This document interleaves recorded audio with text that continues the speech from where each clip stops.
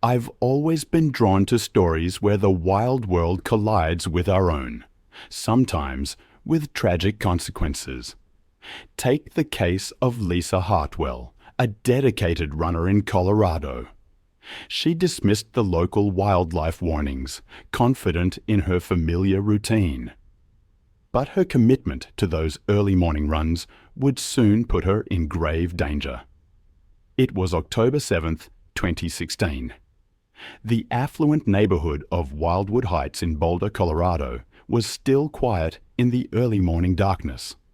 This upscale residential area, built just 5 years earlier on the edge of the Rocky Mountain foothills, had winding streets lined with modern homes backing onto natural open space and wildlife corridors. Lisa Hartwell, a 33-year-old marketing coordinator, was starting her daily 5 a.m. jog through the neighborhood's carefully planned streets. Lisa had moved to Wildwood Heights 2 years earlier, drawn by the promise of mountain living with urban conveniences. A dedicated fitness enthusiast, she maintained a strict exercise schedule despite her demanding career, often rising before dawn to complete her 5-mile run before heading to the office. Lisa's morning routine had become sacred to her, a peaceful time to clear her mind while enjoying the crisp mountain air and stunning views. The neighborhood had been experiencing an unusually dry autumn, with drought conditions extending well into what should have been the wet season.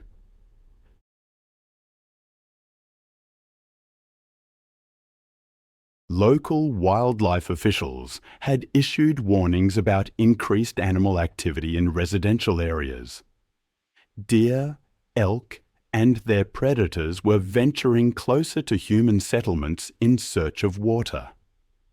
Several residents had reported mountain lion sightings over the past month, including tracks in backyards and a large cat near the community's retention pond.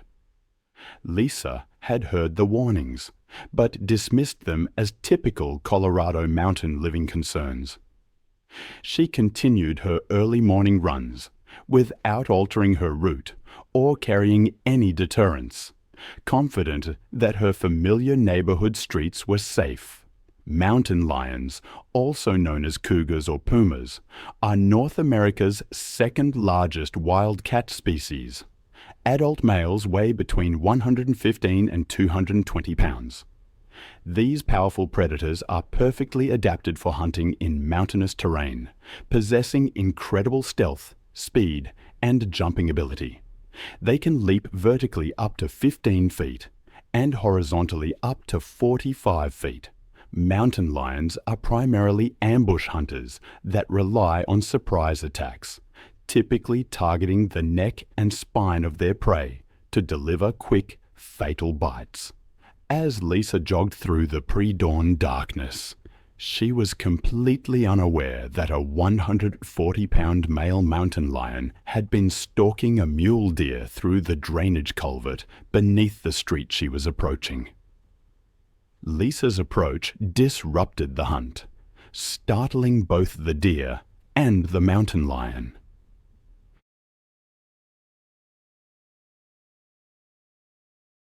The deer bolted across the street, disappearing into the darkness, leaving the frustrated predator crouched in the shadows of the concrete drainage opening. The attack came without warning as Lisa passed within 10 feet of the drainage culvert. The 140-pound mountain lion exploded from the shadows with incredible speed, covering the distance in a single powerful leap. His massive front paws struck Lisa between the shoulder blades with devastating force, sending her crashing face first onto the asphalt street. His weight drove her to the ground. Lisa's attempts to scream were cut short as the mountain lion's powerful jaws clamped down on the back of her neck. His 4-inch canine teeth punctured through muscle and vertebrae with crushing force. The mountain lion's razor-sharp claws raked across Lisa's back and shoulders, each swipe opening deep gashes that severed major blood vessels and caused massive tissue damage. The 140-pound cat used his incredible strength to pull Lisa's body across the asphalt and down into the concrete culvert, where the darkness and confined space would provide protection while he fed. Lisa's body was recovered 3 hours later by a joint team of police officers and Colorado parks and wildlife personnel. The mountain lion had abandoned his kill when the search teams approached, retreating further into the drainage network that connected to the natural creek system beyond the neighborhood. Lisa had died from massive trauma to her neck and spine.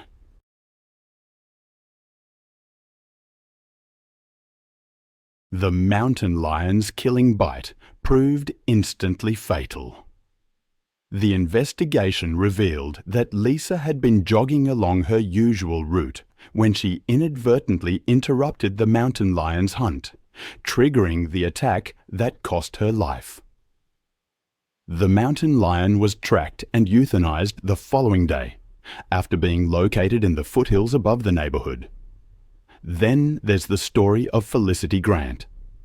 It was August 19, 2017, when she arrived at Boulder County Open Space in Colorado. This vast wilderness area is known for its rugged terrain and diverse wildlife population. The mountainous region stretches across thousands of acres of dense forest and winding trails, attracting outdoor enthusiasts. But these same wilderness areas also serve as prime habitat for mountain lions and other dangerous predators. Felicity Grant, a 39-year-old fitness influencer from Denver with over 5,000 social media followers, had planned what she called her ultimate wilderness transformation experience. Known for her entitled attitude and the belief that her athletic superiority made her exempt from rules, she had already caused multiple confrontations at the park entrance. Her demanding personality became evident when she berated the teenage park attendant for suggesting she read safety guidelines, claiming someone of her fitness level didn't need advice from minimum wage employees.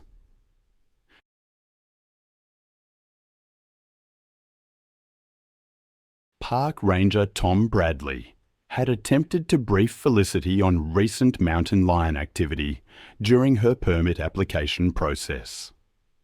The area had experienced multiple cougar sightings over the previous month, including aggressive encounters that resulted in temporary trail close. Felicity became increasingly hostile, interrupting Tom repeatedly. I remember reading the details of Felicity's story, and it stayed with me for days. She was an influencer who disregarded trail close, convinced they didn't apply to elite athletes like herself. She even tore down warning notices, claiming taxpayers like her had every right to use public trails. She chose the Rabbit Ears Pass Trail for a solo dawn run, ignoring all warnings. Fellow hiker Maria Santos had tried to warn her about the dangers, but Felicity was dismissive, even cruel, accusing Maria of jealousy.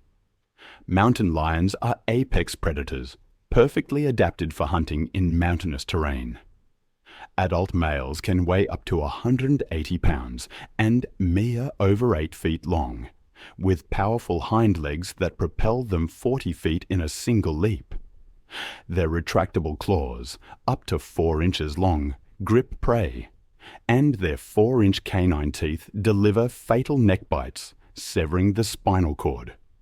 These solitary hunters prefer to ambush from behind and above, using stealth and patience. And unfortunately, Felicity presented the perfect target. Felicity began her run at 5:30 a.m., wanting to avoid other hikers.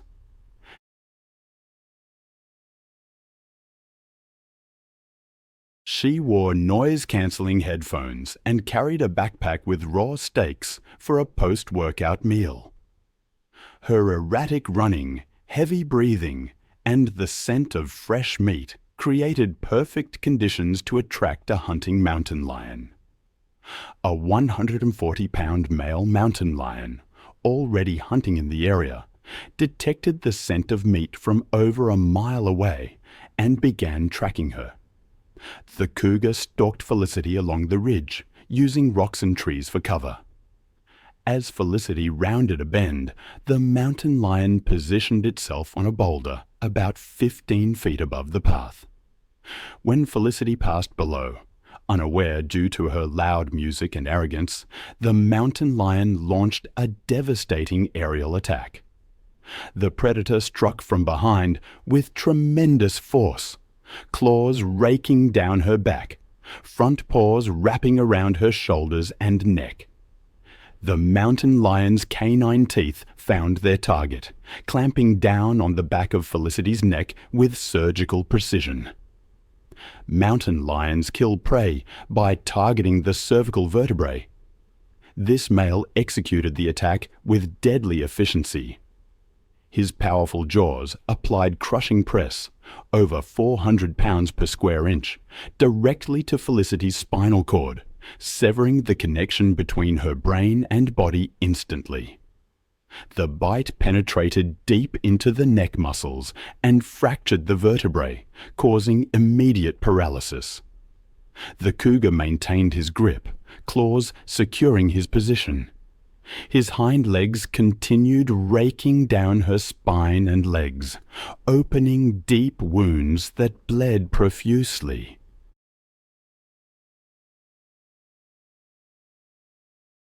Within 2 minutes, Felicity died from a combination of spinal cord severance, massive blood loss, and suffocation. The mountain lion then dragged her body off the trail to feed undisturbed. Felicity's body was discovered 3 days later by a search and rescue team. The location and condition of the remains confirmed a mountain lion attack. Now I want to tell you about Jennifer Walsh. It was December 3rd, 2014, and fluorescent lights cast harsh shadows across the kennels at the county animal shelter. Jennifer, 25, and a veterinary student moved between cages, believing every animal deserved a second chance. As a weekend volunteer, she advocated for the shelter's most difficult cases, gravitating toward aggressive dogs with red cards, dogs marked for immediate euthanization. The dog that would cost Jennifer her life was Diesel, a 75-pound pit bull with a scarred muzzle and eyes that seemed to hold years of rage. He'd been surrendered after multiple bite incidents, including an attack on a neighbor's child requiring emergency surgery. The behavioral assessment was clear. He was too dangerous for adoption.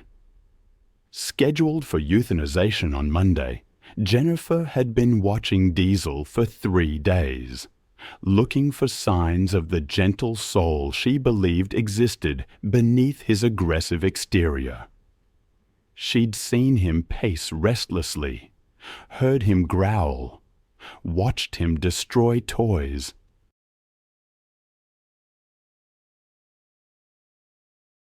But she'd also noticed moments when he pressed against the back wall, briefly softening when he thought no one was watching. The shelter's protocol was clear. Dogs like Diesel were never to be handled alone. Staff with years of experience and proper equipment were required for any interaction with red card animals. But Jennifer had convinced herself that Diesel's aggression was fear-based, that he needed one-on-one attention.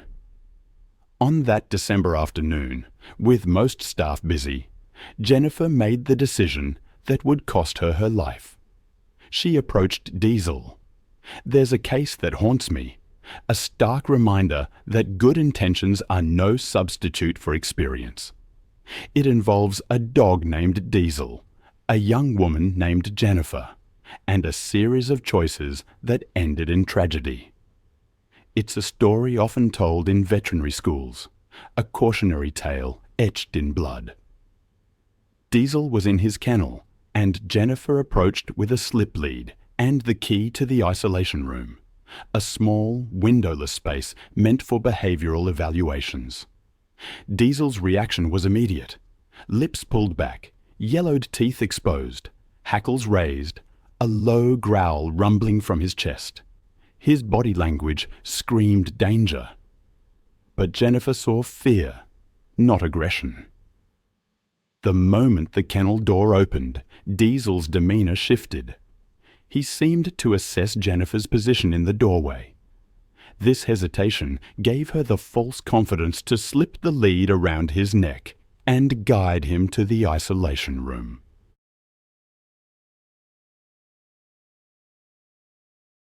Once inside, she closed the door and removed the lid, believing freedom would help him relax.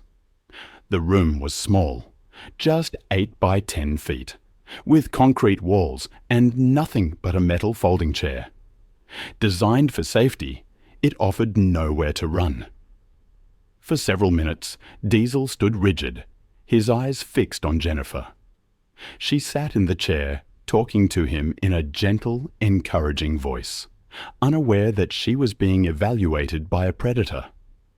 The attack came when Jennifer stood and took a step toward Diesel, her hand extended in what she meant as a peaceful gesture. To Diesel, it was a threat. His 75 pounds launched across the room with explosive force, his jaws targeting Jennifer's throat with precision. Her scream was cut short as Diesel's teeth sank deep into her neck, crushing her windpipe and severing major blood vessels in a single bite. His jaws locked, unbreaking. Jennifer's hands clawed at the dog's head, but Diesel had been bred for combat. His grip was unbreakable. His powerful neck muscles shook violently, tearing through tissue and bone while maintaining his hold. Blood sprayed across the concrete walls as Jennifer's struggles weakened, her body going into shock. The attack was swift, brutal, and utterly without mercy. Other volunteers heard Jennifer's scream and rushed to the isolation room, but the heavy door was locked from the inside. By the time they got the key and got inside, Jennifer lay motionless on the concrete floor, her life ebbing away in a pool of blood.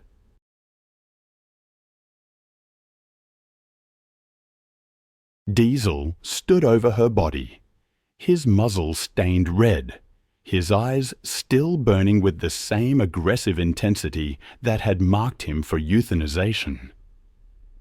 Paramedics arrived quickly, but Jennifer's injuries were beyond medical intervention. She was pronounced dead at the scene. Her dream of becoming a veterinarian ended by the very type of animal she hoped to save. Diesel was immediately sedated and euthanized, his death as swift and clinical as the attack that preceded it. The investigation was thorough but predictable. Jennifer had violated multiple safety protocols, ignored clear warning signs, and placed herself in a situation that experienced professionals would have avoided. The shelter implemented new security measures, including electronic locks on isolation rooms and mandatory buddy systems for all volunteer activities. Jennifer's death became a cautionary tale in veterinary schools across the country. Her family established a scholarship in her name, but requested that it go to students studying wildlife conservation rather than domestic animal care. A final acknowledgement that some animals, no matter how much love they're shown, remain fundamentally dangerous. And then there's the story of Jessica Rodriguez. It was April 17th, 2018, and the humid Florida air hung heavy over the grounds of Sunshine Primate Sanctuary. It was a controversial facility that claimed to rescue primates while, in my view, exploiting them for tourist photographs.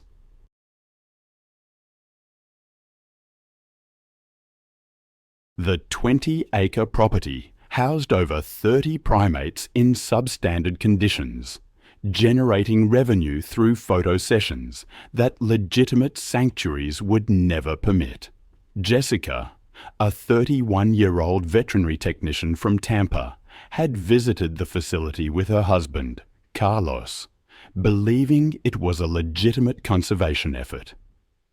She had always been passionate about animal welfare, taking photos of animals throughout her career to document their care and recovery. Her genuine love for animals had driven her to pursue veterinary technology training, working nights to support herself through school. She had dedicated her career to animal welfare, earning her degree through years of hard work and sacrifice. Her passion for primate conservation had led her to volunteer at legitimate sanctuaries and support organizations working to protect great apes in the wild. Jessica genuinely believed that her visit to Sunshine Primate Sanctuary would help promote conservation efforts through the photos she planned to take. That afternoon, Jessica was participating in what the facility marketed as an educational encounter with King, a 350-pound silverback gorilla who had been acquired from a defunct research facility. The sanctuary's minimal safety measures consisted of a chain-link barrier that separated visitors from the gorilla's enclosure, with no additional protection or supervision from qualified staff. Silverback gorillas are among the most powerful primates on Earth.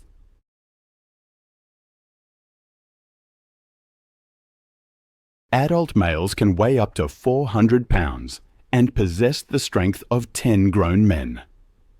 These magnificent animals are highly intelligent and emotionally complex, but they're also territorial and can become extremely aggressive when they perceive threats to their domain. The moment Jessica's hand passed through the barrier, everything changed. A 350-pound silverback grabbed her arm, and in that instant, her life was tragically altered. I've read accounts of gorilla behavior, but this was something else. The speed, the force. It's a chilling reminder of the raw power contained within these magnificent yet inherently wild creatures. Gorillas communicate through complex body language and vocalizations, but they can shift from calm to violent behavior within seconds.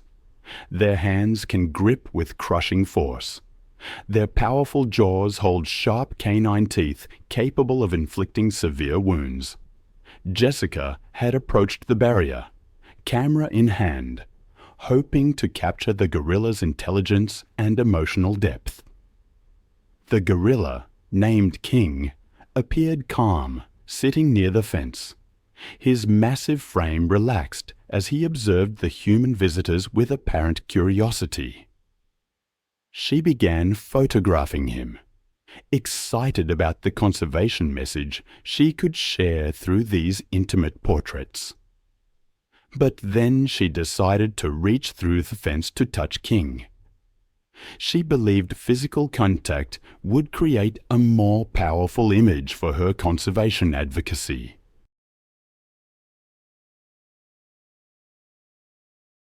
She'd observed the gorilla's calm demeanor and interpreted it as friendliness, rather than the calculated patience of a territorial animal assessing potential threats.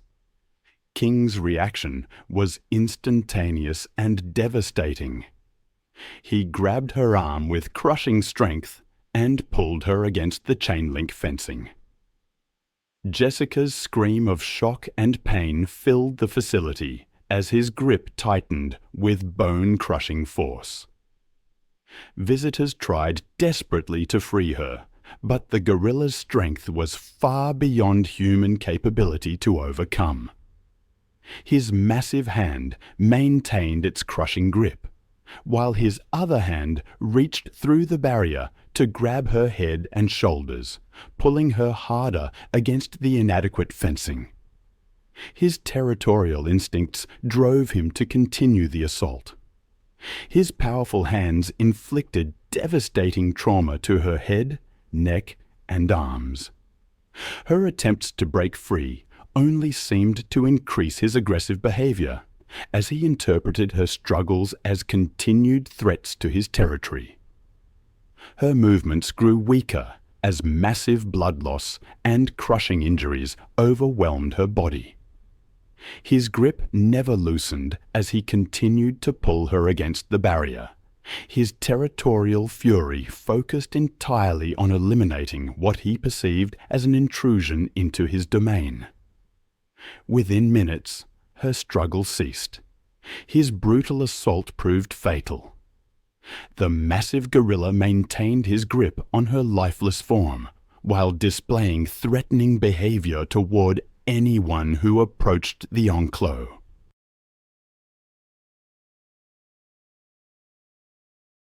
Emergency responders arrived with tranquilizer equipment, but she was already dead. The investigation revealed that Sunshine Primate Sanctuary had been operating as an illegal roadside zoo, exploiting both animals and visitors for profit, while providing inadequate safety means and animal care. The facility was immediately raided and shut down by state authorities, with all primates relocated to legitimate sanctuaries.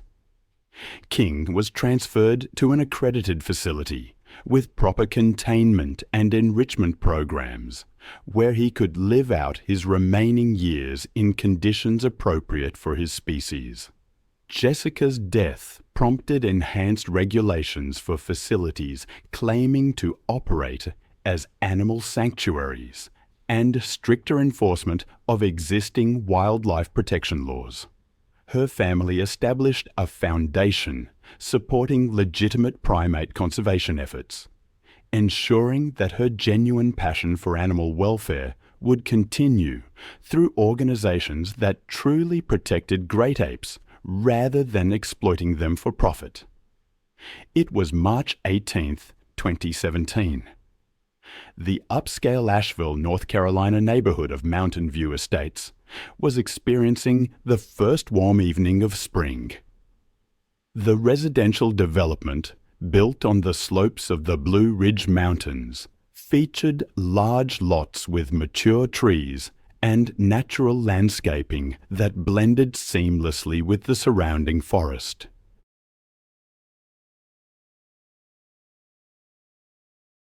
Maria Santos, a 41-year-old single mother and part-time dog walker, was making her evening rounds through the neighborhood's winding streets, caring for the pets of wealthy residents who relied on her services.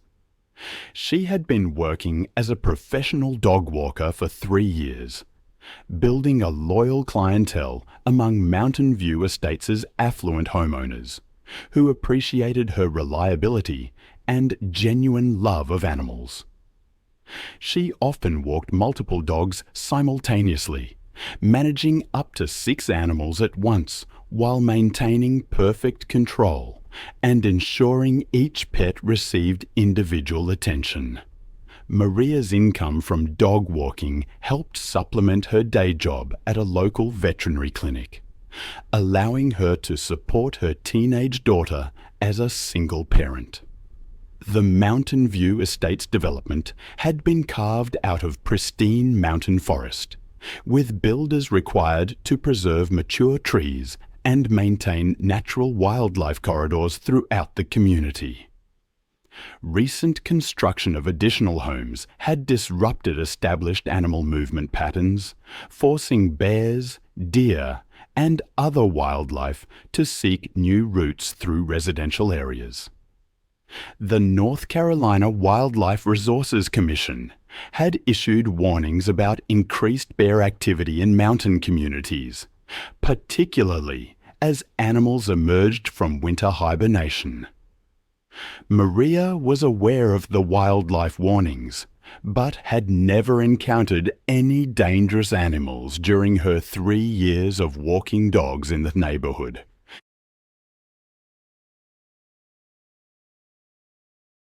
The bear's paws struck Maria's back and shoulders, driving her face first into the pavement.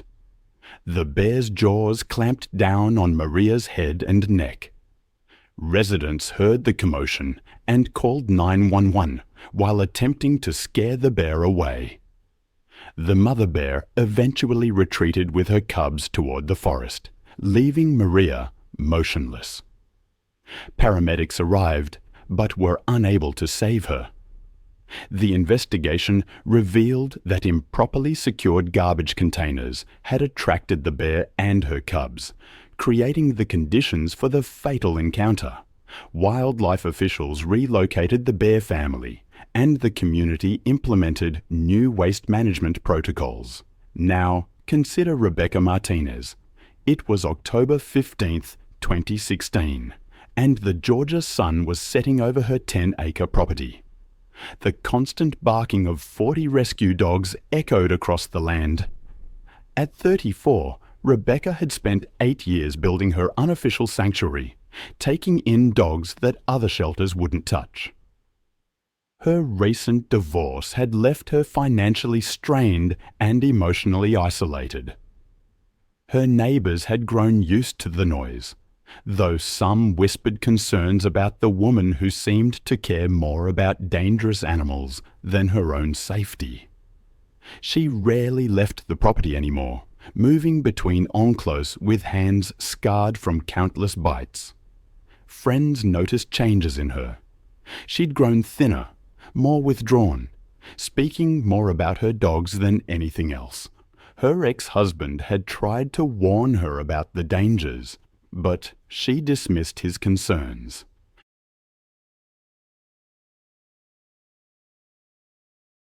Even the feed delivery drivers had begun leaving supplies at the gate.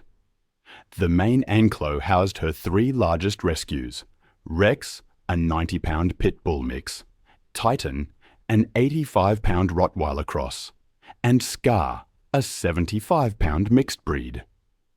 What Rebecca didn't realize was that these 3 had been forming an alliance, establishing a hierarchy that put them at odds with anyone who came between them. The warning signs had been there.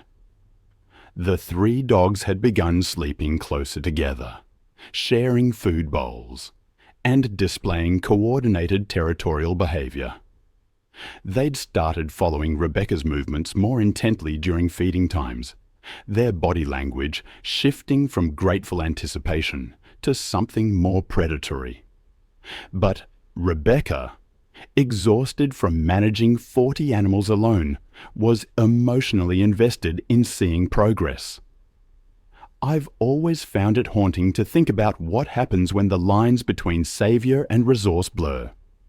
It's a shift that can happen in an instant, with devastating consequences. I'm thinking of Rebecca, who ran an unlicensed dog rescue operation. She filled 5 buckets with kibble every evening, the clanging metal a signal the dogs were waiting for. The ground was slick from a thunderstorm that afternoon as she went toward the main enclosure. The 3 big dogs pressed against the fence, all eyes on the food, muscles tight. She'd done it thousands of times, but this night felt different. The air thick with something more than humidity.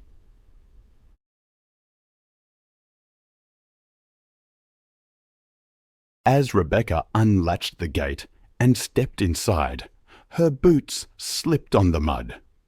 She stumbled, the buckets pulling her down, and the kibble spilled across the ground. Rex was the first to move.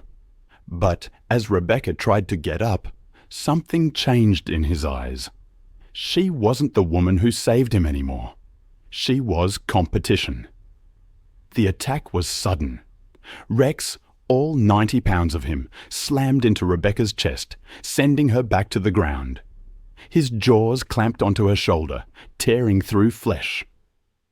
Rebecca screamed, but no one was close enough to hear. Within seconds, Titan and Scar joined in, their pack instincts taking over. Titan's jaws found her left arm, shaking violently.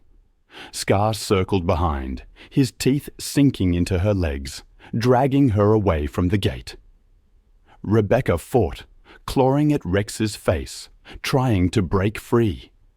But the dogs were in full predatory mode, their attacks coordinated and relentless. Blood soaked into the mud as they continued, their growls mixing with Rebecca's cries. The frenzy lasted almost 10 minutes before the dogs finally backed away. Rebecca lay still in the mud, her body broken and torn, surrounded by the kibble that had started it all. Her body went undiscovered for 3 days on that isolated property. A delivery driver eventually found her when he arrived with more dog food. Animal control found the 3 dogs still in the enclosure, showing no signs of aggression.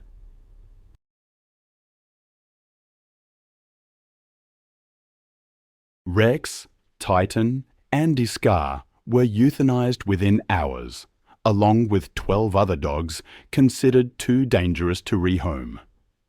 Rebecca's death sparked debates about unlicensed rescue operations, and new regulations were put in place, requiring permits for anyone housing more than 10 rescue animals. But for those who knew Rebecca, it was too late.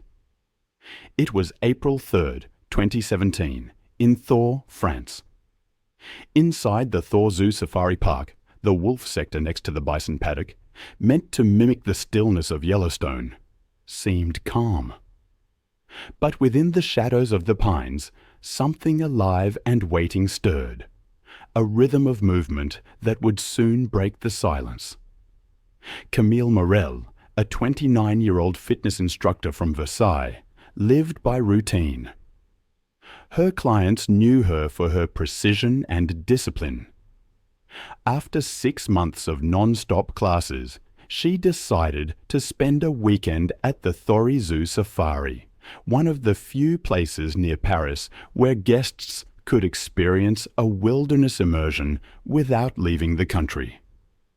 She'd stayed there once before and remembered waking to animal sounds instead of traffic. She booked the chalet not just for rest, but to keep her running routine intact. To her friends, it made sense. The park's trails and roads were well marked and safe during visiting hours. She'd read the safety pamphlet about restricted areas and believed her familiarity with the grounds made her cautious enough.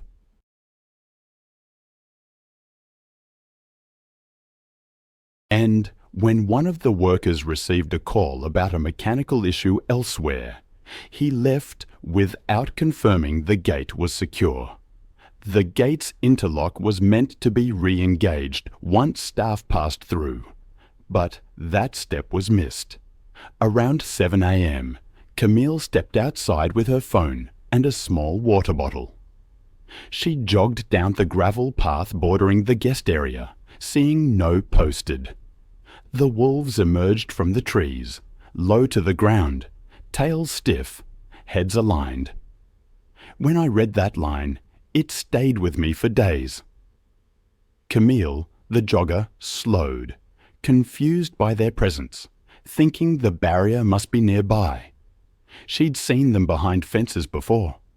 But when they began advancing in a slow, deliberate arc, the shift in their posture made her freeze. She turned and saw the empty stretch of gravel behind her. She started jogging back, faster this time. The wolves matched her pace, then accelerated, paws thudding against the dirt. She broke into a sprint. The zookeeper, watching from above, saw Camille glanced back once at the wolves. Near a drainage trench, her foot caught on the uneven gravel, and she fell forward, hitting hard. Before she could push herself up, the lead wolf clamped down on her right thigh, pulling backward with a violent jerk.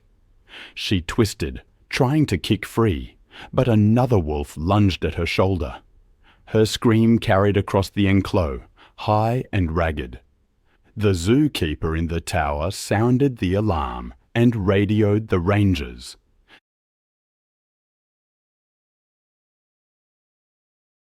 The response vehicle was rerouted around the inner fence lines, delaying arrival to just under 10 minutes, within normal range for a keeper-initiated emergency call.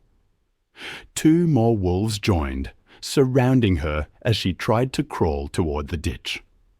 The lead wolf released and re-gripped higher, its teeth sinking into her hip. She struck out with her hands, scraping the gravel, trying to push herself forward, but one of the animals bit into her arm, shaking until it tore free. Within moments, she was on her back, thrashing as the pack pulled from opposite sides. She kicked weakly once more, then went still. Rangers arrived within 10 minutes in a vehicle. They found the wolves clustered over Camille's body, heads low and jaws working. Warning shots sent the pack scattering into the trees. 2 rangers approached as another called for a tranquilizer team. Camille lay on her side, clothing torn, deep bites from shoulder to thigh. One ranger checked for a pulse and found none. They covered her with a thermal blanket and secured the area until all 5 wolves were sedated. An autopsy confirmed death by exsanguination, massive blood loss due to multiple deep lacerations and crushing trauma to the limbs. The body was transported under escort to Versailles. That afternoon, Camille's family filed a civil lawsuit against the Thorizu Safari and its parent company, alleging gross negligence and breach of safety protocol.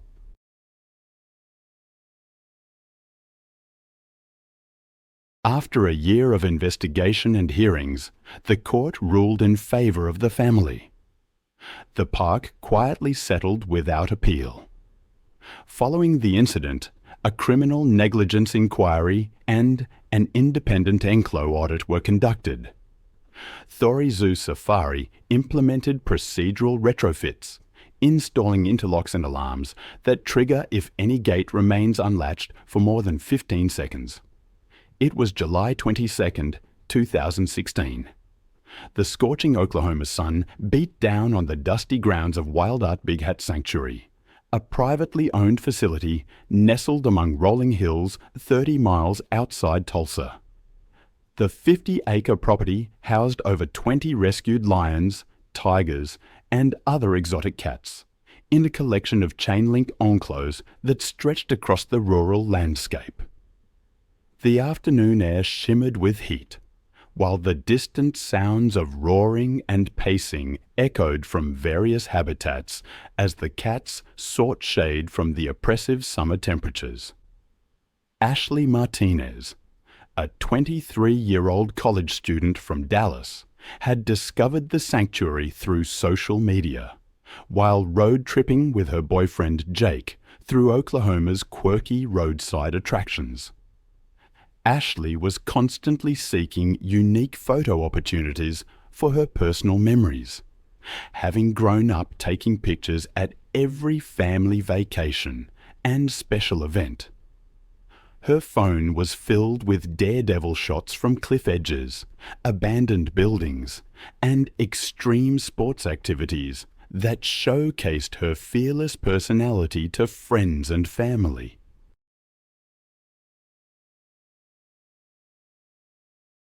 Ashley had grown up in suburban Dallas as the youngest of 3 sisters, developing a competitive streak that drove her to constantly push boundaries and seek attention through increasingly dramatic stunts.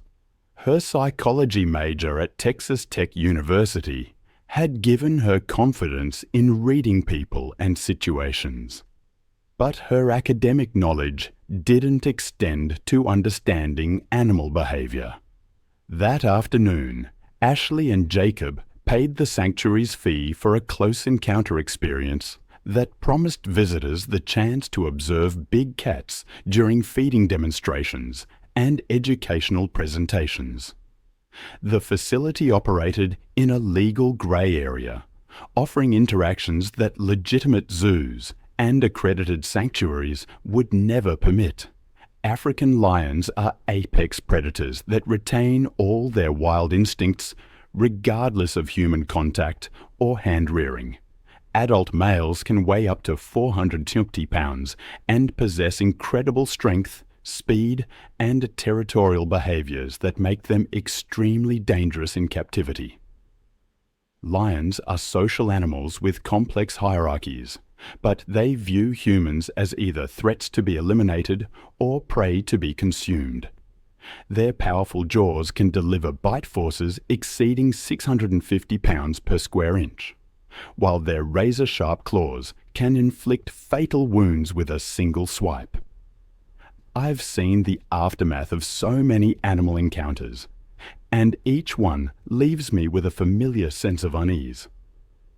There's a story that always comes back to me, a stark reminder of how quickly things can turn deadly.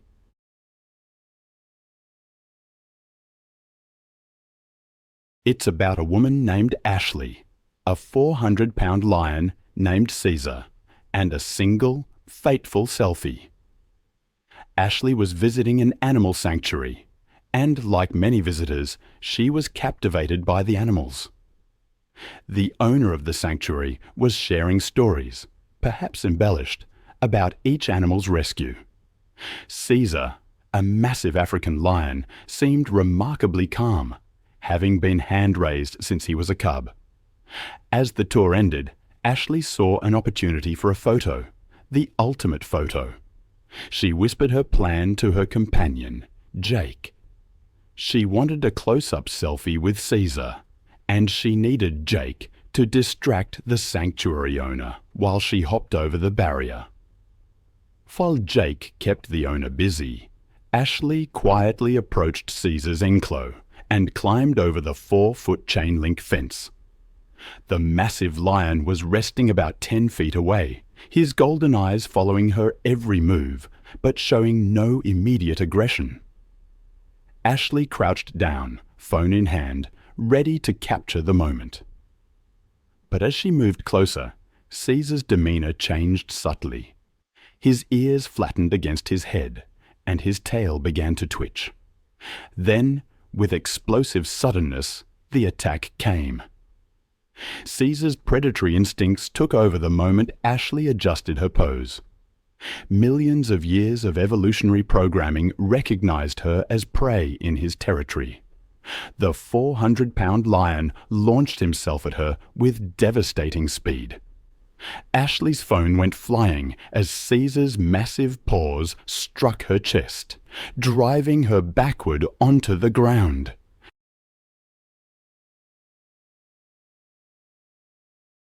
His razor-sharp claws dug into her torso and shoulders.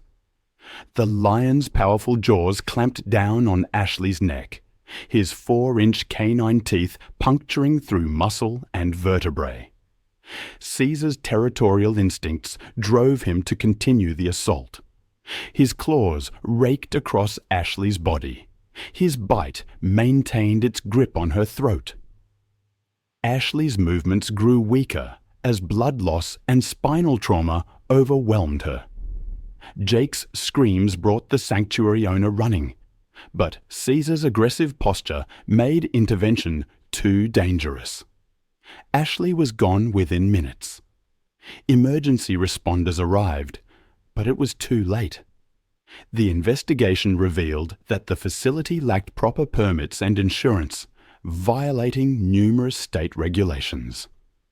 Caesar was relocated to an accredited sanctuary. Ashley's death devastated her family, and led to enhanced safety education at her university. The incident prompted stricter regulations for private exotic animal facilities and enhanced enforcement of existing safety laws. Then there's the story of Giovanni Russo, a certified alpine guide, in Grand Paradiso National Park in northern Italy. It was May 21st, 2018.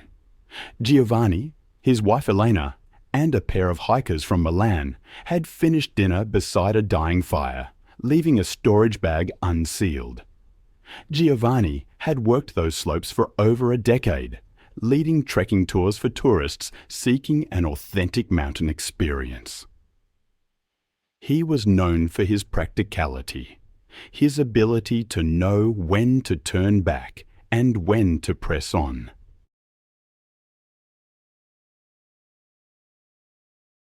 The older female lunged, nipping at his forearm in a defensive snap. Giovanni jerked back, but a younger one followed through, clamping down near his elbow. The bite struck deep, severing tissue. He fell backward. Blood pulsed through his injuries. The wolves held their ground, uncertain now, circling the dropped food bag. Eleanor tore from the tent with a burning stick from the fire pit.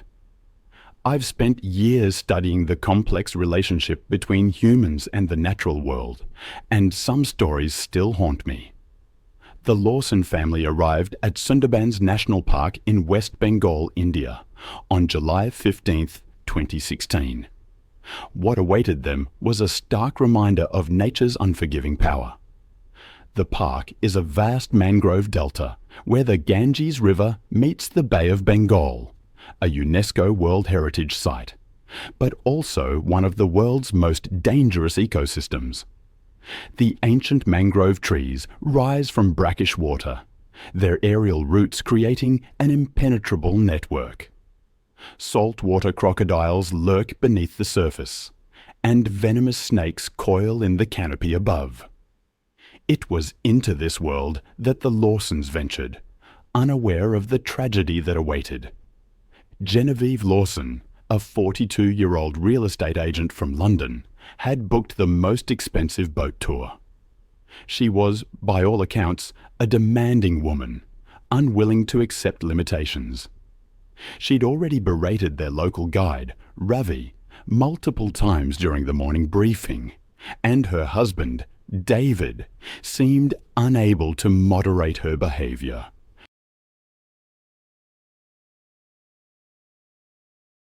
The teenage children, Emma and Jake, watched uncomfortably as their mother dismissed every safety warning.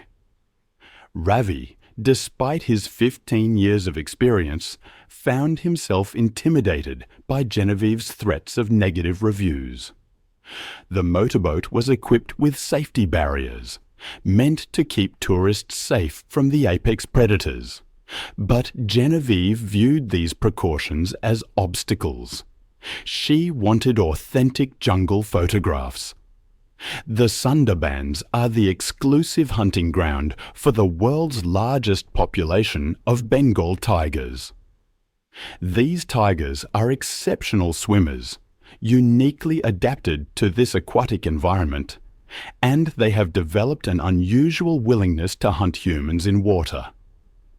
Weighing up to 400 pounds and measuring over 10 feet in length, these magnificent cats possess 4-inch canine teeth capable of crushing windpipes. Their orange and black stripes provide perfect camouflage among the dappled shadows of the mangrove forest. During the afternoon tour, their boat approached a narrow channel where Ravi spotted fresh tiger tracks along the muddy shoreline. He immediately cut the engine and whispered for complete silence, explaining that a large male tiger had recently passed through the area. Despite his urgent warnings about remaining in the boat, Genevieve became frustrated with the distance. She needed closer photographs, she declared.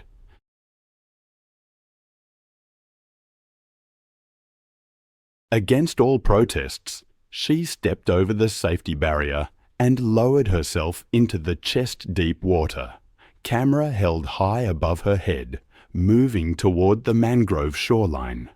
Unbeknownst to the group, a 400-pound male Bengal tiger had been resting in the dense vegetation upstream, detecting their boat's engine minutes earlier. These tigers are ambush predators, using water as their primary hunting medium. This particular male had killed humans before and recognized the sounds of vulnerable prey entering his territory. The tiger slipped into the water and began swimming toward Genevieve, only its eyes and nose visible above the surface. As Genevieve photographed tiger tracks, she remained unaware of the approaching predator. The tiger closed the final 20 feet underwater, propelling itself through the murky channel. The attack erupted from the water with explosive violence. The massive tiger surfaced directly behind Genevieve and clamped its powerful jaws around her throat from behind. The 4-inch canine teeth punctured through her neck muscles and crushed her windpipe with over 1,000 pounds of bite force. The tiger suffocated its prey by crushing the throat, and the prez collapsed her airway instantly. Genevieve's body went rigid as the tiger's teeth severed major blood vessels, causing massive internal bleeding.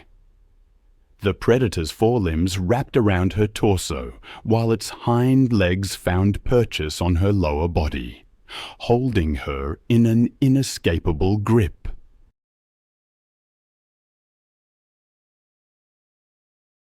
Here, wolves could travel up to 20 miles in a single night, driven by hunger across frozen ground and sparse woodland. Their diets shifted with the seasons: deer in autumn, carrion, or smaller mammals. In the hard winter months, when prey vanished beneath ice or snow, instinct sometimes blurred into desperation. A human scent, faint and unfamiliar, might trigger the same ancient reflex to follow, test, and close the distance. Locals warned of animals following sled trails at dusk. Nikolai heard the warnings at the station that morning, but didn't take them seriously. He checked his flare gun, but left his rifle behind, citing its weight. By noon, the weather shifted fast, gusting snow and dropping visibility. His supervisor made several unanswered radio attempts, assuming battery failure from the cold. When evening came and Nikolai still hadn't returned, Yevgen, a neighboring ranger and longtime friend, prepared to follow his route before dark. Yevgen rode out around 5 p.m. with a flashlight and a sidearm. The tracks were faint but visible, a single snowmobile line winding north, then stopping abruptly, about 800 meters from the ridge. The engine was half buried in snow, its headlight still faintly glowing. Prints showed that Nikolai had dismounted, perhaps to clear ice from the track. Around the site, another pattern emerged. Paw marks, deep and overlapping, circling. The snow bore drag lines, evidence of pacing. Then the circle tightened.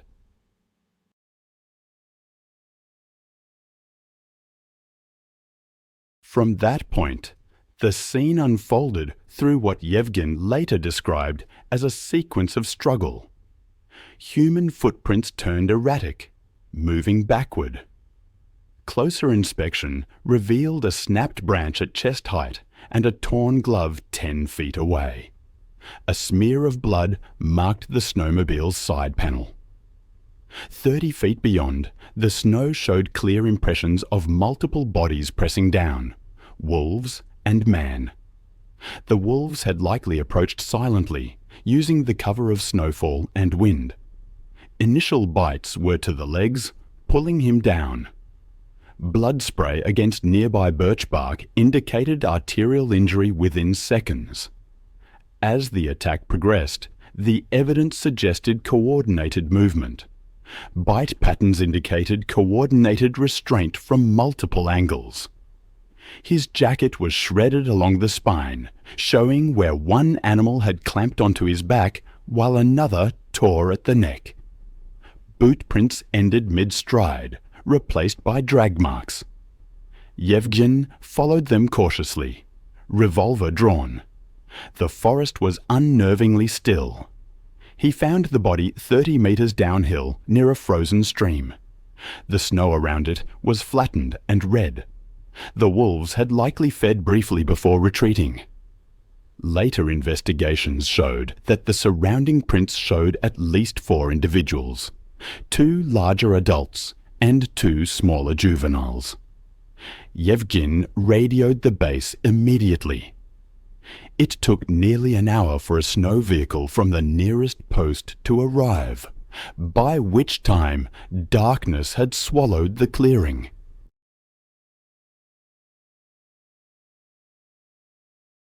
The men lifted the body onto a tarp, careful not to disturb the bite patterns for analysis. The stench of blood lingered even in the cold. The pack didn't return, but distant howls echoed as the rescuers secured the area. Nikolai's remains were taken to Dalna for examination. The autopsy confirmed catastrophic blood loss, with multiple punctures to major vessels and crushing trauma to the neck vertebrae consistent with a fatal bite. Time of death was estimated shortly after the onset of the attack. The official report listed predatory behavior exacerbated by winter scarcity. Specialists noted that 2016 saw an unusual decline in prey density across the region. The incident received a single mention on regional news, framed as a tragic encounter during severe weather. There was no footage, only photographs from the recovery team that were never released publicly. Now we turn to another place, another time. It was June 14th, 2015, and the Sunset Lake subdivision in suburban Tampa, Florida, was settling into another warm summer evening. The gated community, built around a series of interconnected retention ponds and decorative canals, had been marketed as a tropical paradise for retirees seeking the Florida lifestyle. Walter Walt Kowalski, a 67-year-old retired plumber from Ohio, was enjoying his 5th year in the Sunshine State from the comfort of his backyard patio, which overlooked one of the community's scenic waterways.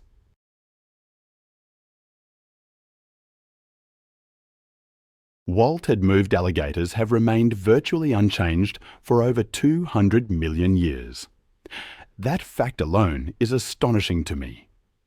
Perfectly adapted as ambush hunters, some adult males can reach 14 feet and weigh over 1,000 pounds, with a bite press exceeding 3,000 pounds per square inch.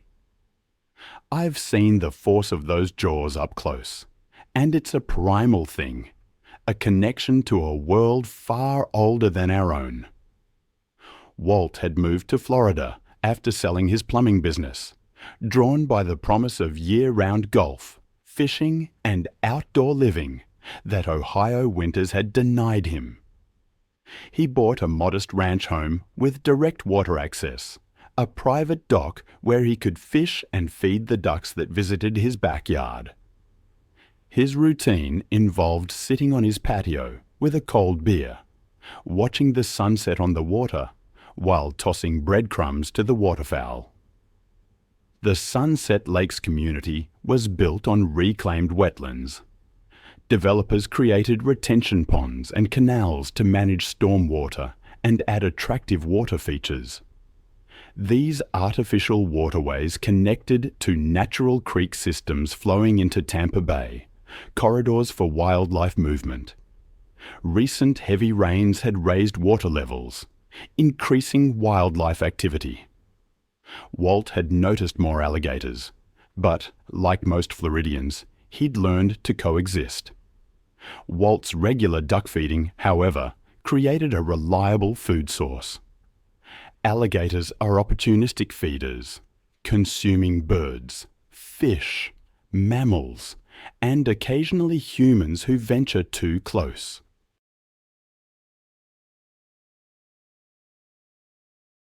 One evening, Walt was relaxing when he noticed his favorite fishing lure tangled in vegetation near his dock. He waded into the knee-deep water, using a net to free the lure, something he'd done many times without incident, confident the water was safe. The attack came from directly beneath him as he stood in the canal. A 12-foot male alligator, submerged motionless near the dock for over an hour, waiting for ducks, exploded upward. The reptile's jaws clamped on Walt's right leg, crushing bone.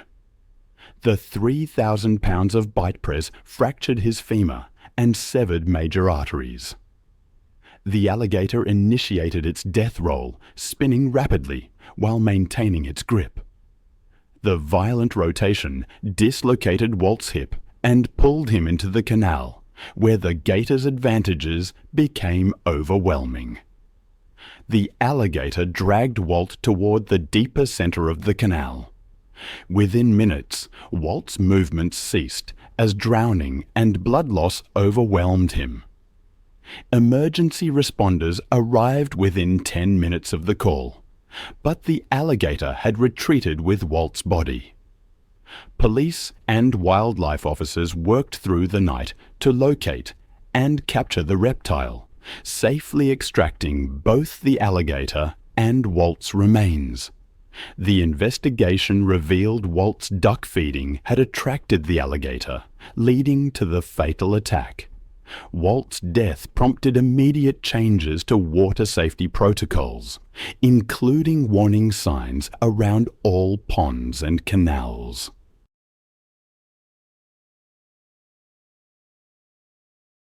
It was September 8, 2014, and the vast wetlands of the Everglades stretched endlessly under the blazing sun. Sawgrass prairies and cypress swamps teeming with wildlife. The remote waterways near Tamiami Trail buzzed with airboat tours, carrying tourists into alligator territory, where reptiles basked on mud banks and hunted in the dark water. Michael Chen, a 35-year-old software engineer from Seattle, was on his first visit to Florida, part of a cross-country road trip celebrating his promotion. Michael had always been fascinated by technology and outdoor adventure, hiking in the Pacific Northwest. His engineering background gave him confidence in analyzing risks, but his experience with dangerous wildlife was limited. Michael had grown up in urban Seattle, developing his love of nature through weekend camping trips. His methodical approach to problem-solving had made him successful, but it had also given him perhaps too much confidence. Michael enjoyed taking photos of his travels to share with his family. That afternoon, he joined a small group airboat tour that promised close encounters with alligators and other Everglades wildlife. The tour guide, a weathered Floridian with decades of swamp experience, repeatedly warned passengers to remain seated and keep hands inside the boat. Alligators. I've always been fascinated by how perfectly they're adapted for their role as ambush hunters in aquatic environments.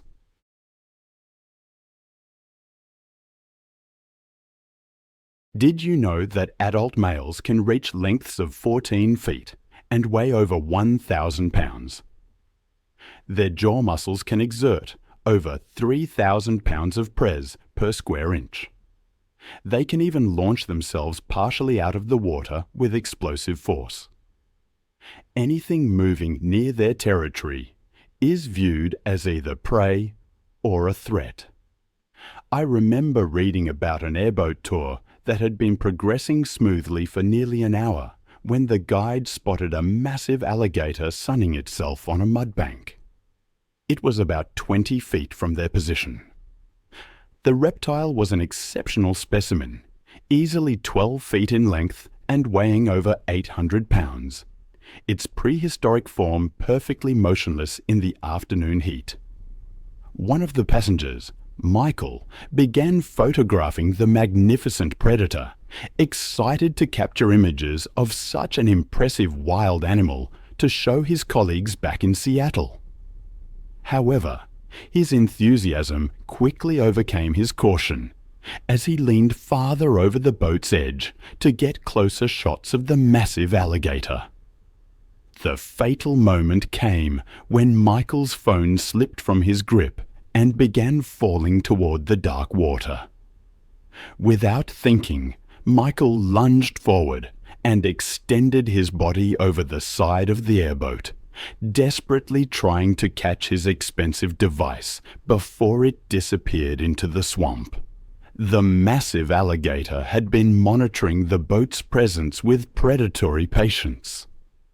And Michael's sudden movement triggered its attack response immediately.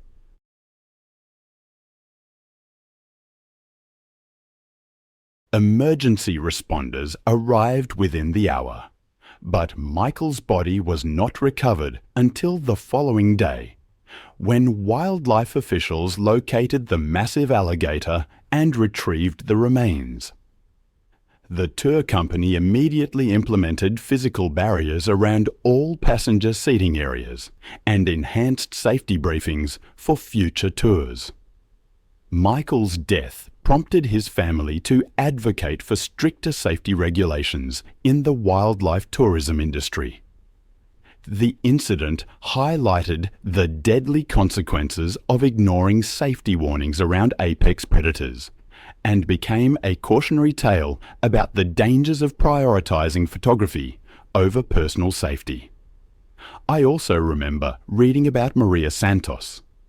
It was July 8, 2017, and the Detroit summer heat shimmered off abandoned lots as she loaded her car with dog food and water.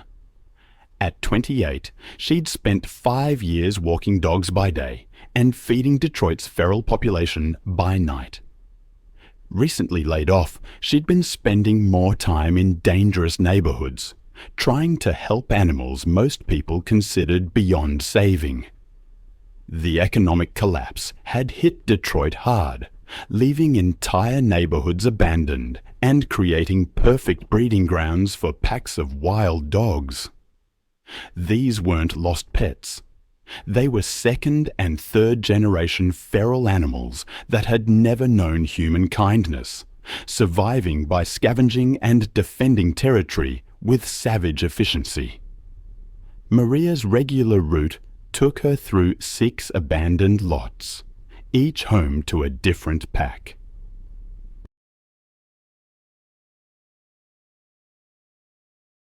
She knew their hierarchies, feeding schedules, and individual personalities. But the newest group concerned her the most. 6 dogs led by a large German Shepherd mix she'd nicknamed Alpha, including several animals she didn't recognize. This pack was hungrier, more aggressive, and less predictable than the others. But Maria's compassion overruled her caution. These animals needed help, and she was the only one willing to provide it. As twilight settled over the abandoned neighborhood, Maria parked near the lot where Alpha's pack had made their home. The area was a wasteland of broken concrete and waist-high weeds, perfect cover for animals that had learned to hunt and hide. Maria had been feeding this pack for 3 weeks, always maintaining a safe distance, but tonight felt different. The dogs seemed more agitated, their movements more coordinated, their attention more focused on her than the food. What she didn't realize was that pack dynamics had shifted with the addition of 3 new dogs, animals that saw humans not as providers, but as competitors. Alpha emerged from the shadows first, his 80-pound frame moving with predatory grace. Behind him came the others, a scarred pit bull mix, 2 smaller dogs, and 3 newcomers whose breeds were impossible to determine. Their eyes reflected the dim streetlight like mirrors. Maria began distributing food as always, tossing handfuls of kibble in different directions to prevent fighting. But tonight, the strategy backfired.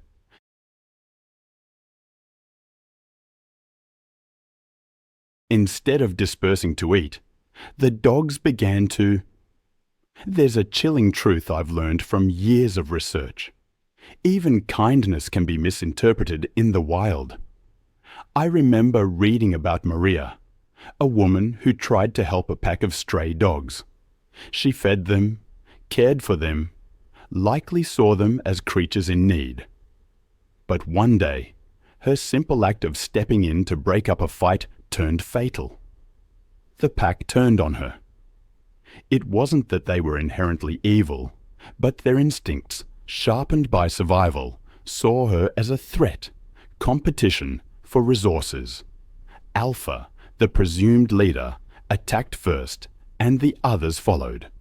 80 pounds of dogs struck her chest, knocking her down. Jaws clamped on her arm, teeth tearing through flesh. The other dogs joined, their pack mentality overriding any memory of her kindness. Her screams went unanswered in that abandoned neighborhood. 6 dogs, working together, were too much for any human. The attack spoke to generations of predatory instincts, refined by years of urban survival. They weren't pets gone bad. They were wild animals who had learned to see humans as either threats or prey. By the time they backed away, Maria was gone. The dogs were eventually captured and euthanized, their wild nature deemed impossible to rehabilitate. I've seen similar stories play out in different settings. Take Kendra Sullivan, for instance. She arrived at the Namba Island Chimpanzee Sanctuary in Uganda on September 8, 2015.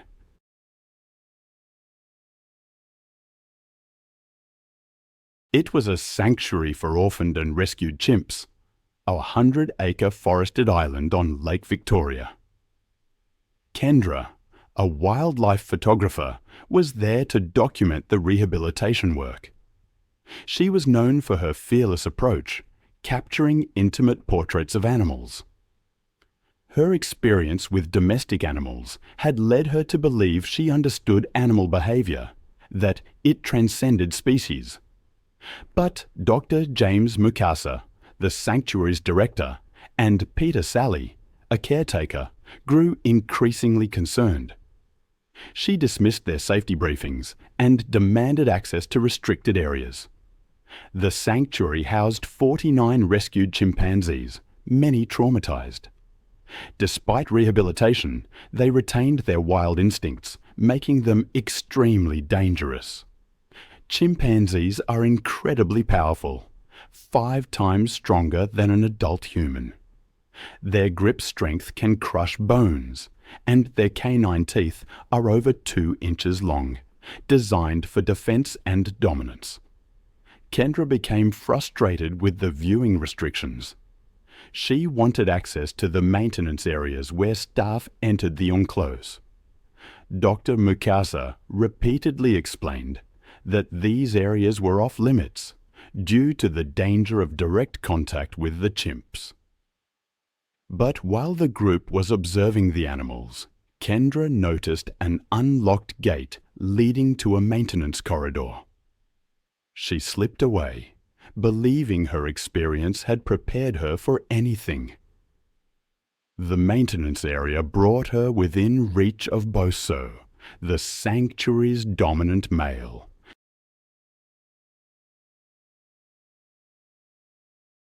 He was a 150-pound adult who had been rescued as an infant. Boso had shown aggression toward unfamiliar humans and was considered one of the most dangerous animals there. He was resting near the barrier when he detected Kendra's presence. Chimpanzees are territorial and view unfamiliar humans as threats. He became agitated by her intrusion. When she approached the barrier and raised her camera, Boso interpreted it as a direct challenge. His response was immediate. He lunged forward and grabbed Kendra's arm with crushing force. I've read accounts of chimpanzee attacks, and one detail always stays with me. They instinctively target faces, hands, and genitals to inflict maximum damage. It's a chilling glimpse into their aggression. I remember reading about a particularly horrific incident involving a researcher named Kendra.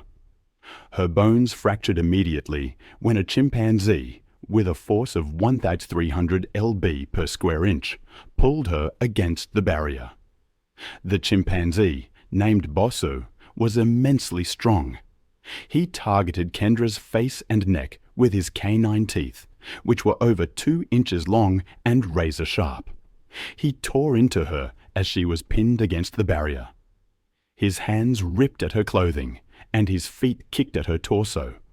The attack lasted nearly 2 minutes. Boso bit and clawed at her face, neck, and upper body. His powerful jaws crushed facial bones, tearing away large sections of skin and muscle.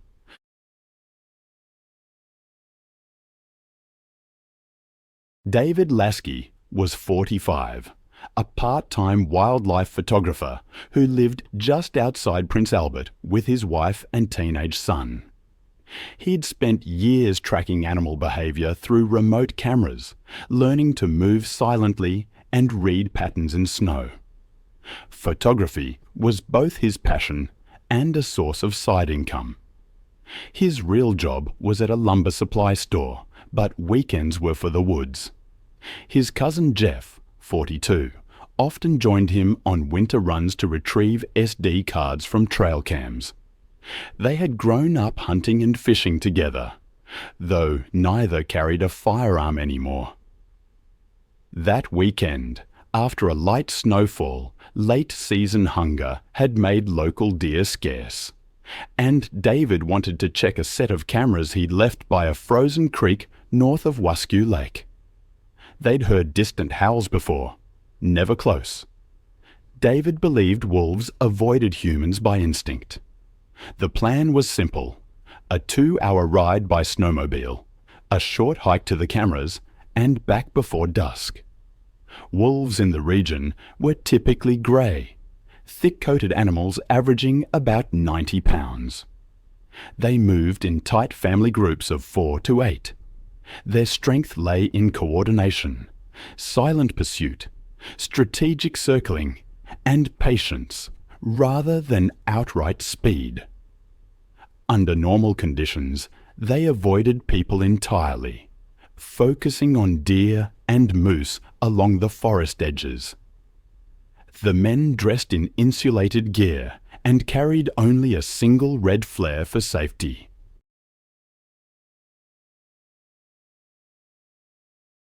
By 9:30 a.m., they parked their snowmobile near the creek and began walking the last half-mile through packed snow, their breath hanging in the still air. At first, everything was normal. They reached the first camera, brushed off the lens, and swapped the SD card. Around 10:15, as they crossed the creek, Jeff's boot slipped on a patch of crusted ice. David crouched to help him up, steadying his cousin by the arm. That was when both noticed faint movement among the tree line across the creek. The animals stood still at first, only their eyes catching light. Jeff straightened and waved his arms, shouting to scare them off. The wolves didn't run. Unbeknownst to the men, a freshly killed deer lay half buried in snow, about 20 yards behind the tree line. A cached carcass the wolves had dragged there the night before. The pack was food-stressed, defending the cache rather than hunting. They began to fan out slowly, forming a loose semicircle. David muttered that they were just curious, that noise would drive them away. But even as he spoke, one of the wolves lowered its head and started advancing. The men began backing up the slope toward their snowmobile, moving quickly but without turning. The wolves followed, quiet and steady. Then the first lunge came. A grey blur across the ice, jaws clamping onto the back of David's leg. The impact drove him face first into the snow. Jeff spun and reached for the flare, but his gloves fumbled with the cap.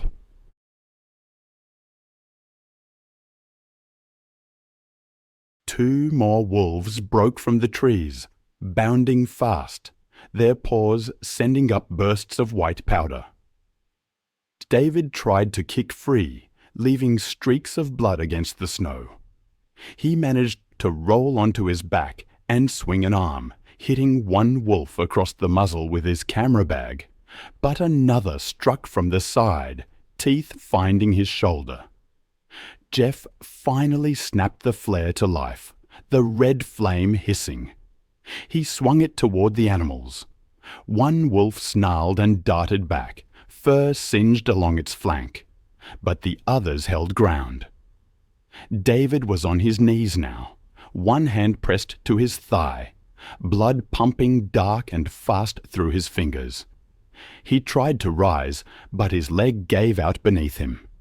Jeff charged forward with the flare, yelling, waving it more aggressively. The heat drove them back momentarily, circling just out of reach.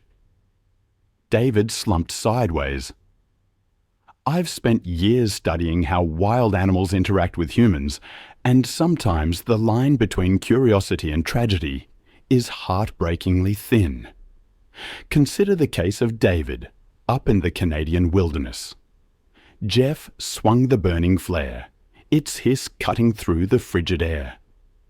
The wolves hesitated, their eyes reflecting the fire before melting back into the trees, their growls a low rumble in the distance. He knelt by his cousin David, pressing hard on the wound, but it was too deep. Within a minute, David was gone. Jeff, his hands trembling, managed to call for help. The signal flickered, but it reached a ranger station.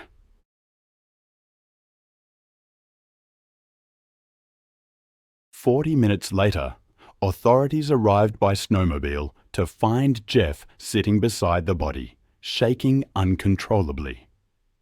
The wolf tracks told the story. A broad ring around the site, drag marks leading back to the trees, and a hidden deer carcass.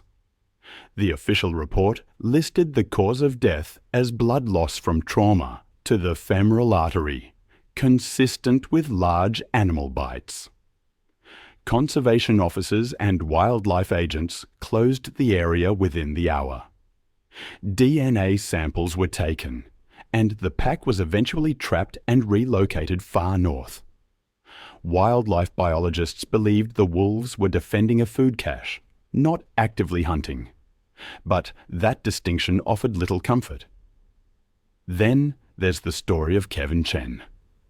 It was December 9th, 2018, and Canyon Vista, a suburban community in Los Angeles, was experiencing an unusually warm winter evening. This residential area, where urban sprawl met the wild chaparral of the Santa Monica Mountains, was home to Kevin, a 16-year-old high school junior and varsity basketball player. He was running late after practice and decided to take his usual shortcut through an undeveloped lot, a route he'd taken countless times before without incident. Kevin was an honor student and star athlete, a promising college prospect. Canyon Vista had seen increased wildlife activity following a series of devastating wildfires. Displaced predators were seeking new territory and food sources.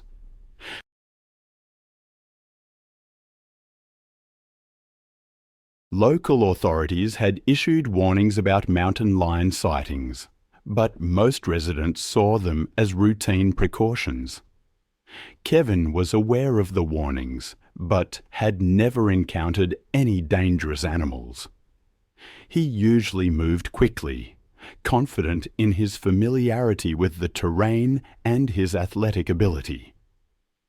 Mountain lions are solitary predators, and juvenile males, like the one that had been displaced from his territory, can be particularly dangerous as they establish new hunting grounds.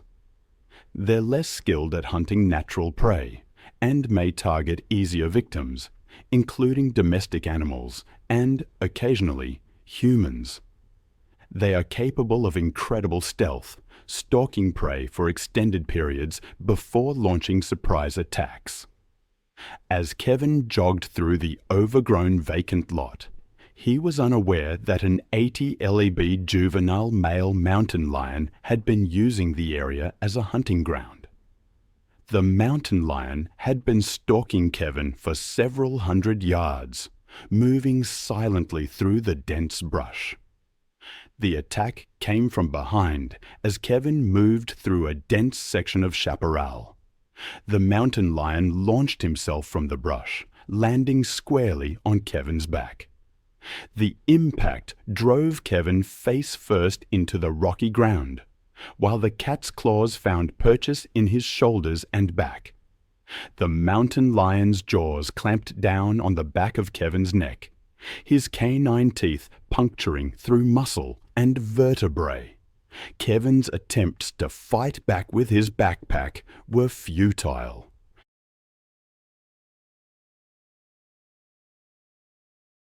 The mountain lion's razor-sharp claws tore across Kevin's shoulders and torso, opening deep gashes. Kevin's screams echoed through the hillside community, alerting residents. Several homeowners called 911 while attempting to locate the source of the disturbance, but the dense vegetation made it difficult to pinpoint Kevin's exact location. The mountain lion continued his attack, driven by predatory instincts and the stress of establishing new territory. Police and paramedics arrived within 10 minutes of the first 911 call, using Kevin's cries for help to locate him in the brush.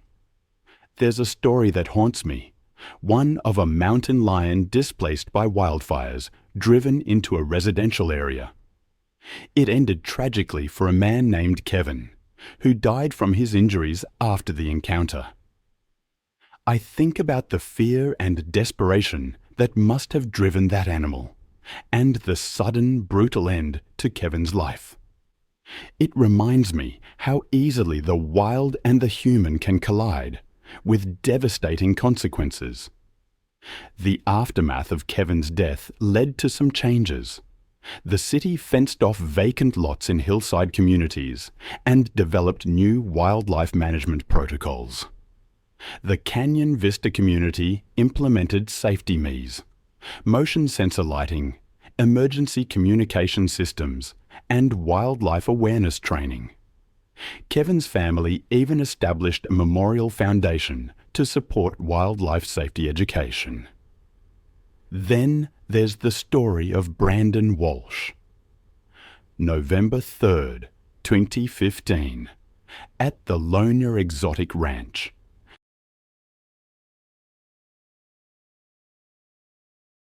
It was a sprawling 300-acre facility in East Texas, where wealthy clients paid a high price for photo sessions with dangerous predators.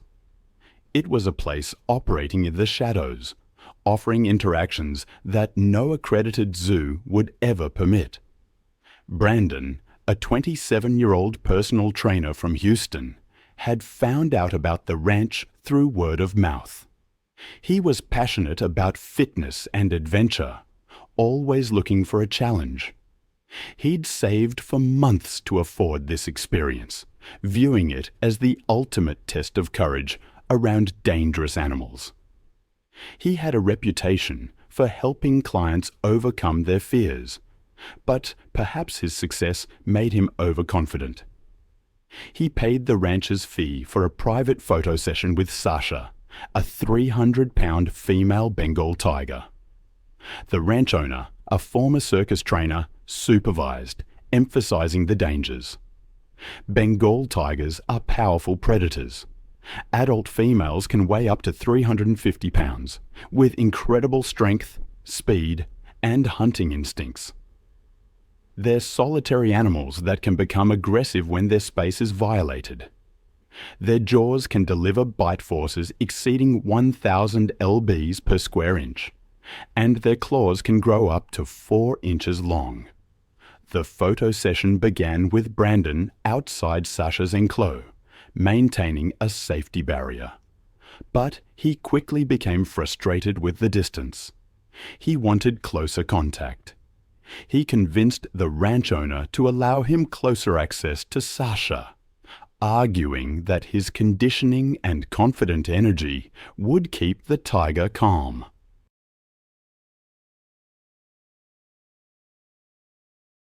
He died from massive trauma and blood loss after being attacked by a tiger named Sasha, a tiger he was using as a prop for a photo shoot.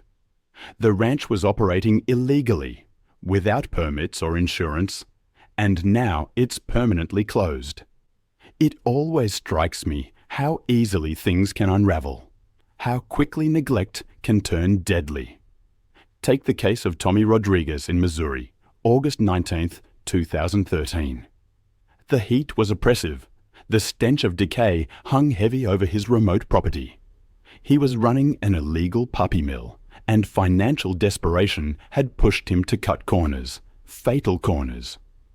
His 20-acre property was a labyrinth of makeshift kennels, converted sheds crammed with nearly 80 dogs, all in various states of breeding and neglect. He specialized in popular breeds, selling them to unsuspecting buyers. But the real money, chillingly, came from the security. 4 massive dogs patrolled the perimeter. 2 cane corsos, each over 120 pounds, and 2 mastiff mixes, nearly 140 pounds apiece. These weren't pets. They were weapons, trained for aggression, acquired from a defunct fighting operation. The financial press that would lead to Tommy's demise had been mounting for months. Veterinary bills, feed costs, facility maintenance, all eating into his profits. Increased scrutiny from animal welfare organizations forced him to operate more carefully. But he responded by cutting back on everything: food, medical care, even basic maintenance.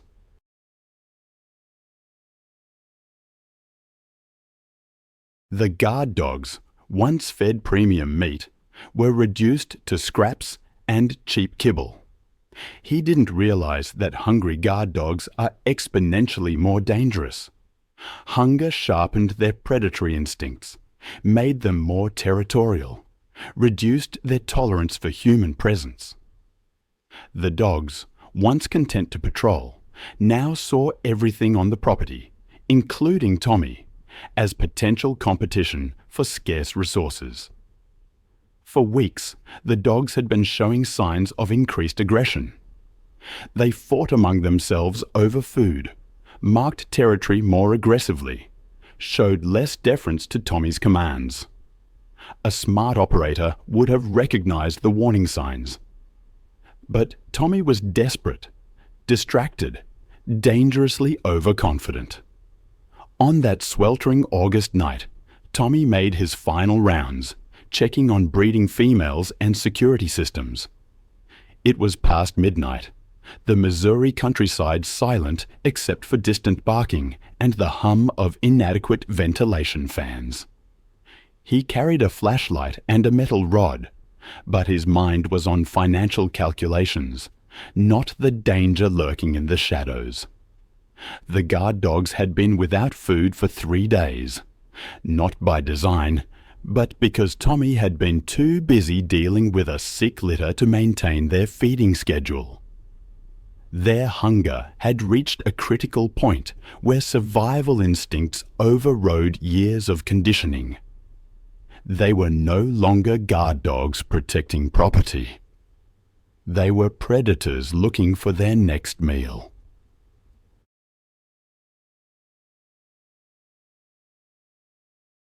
Tommy's mistake was approaching the area where he kept the guard dogs without proper precautions.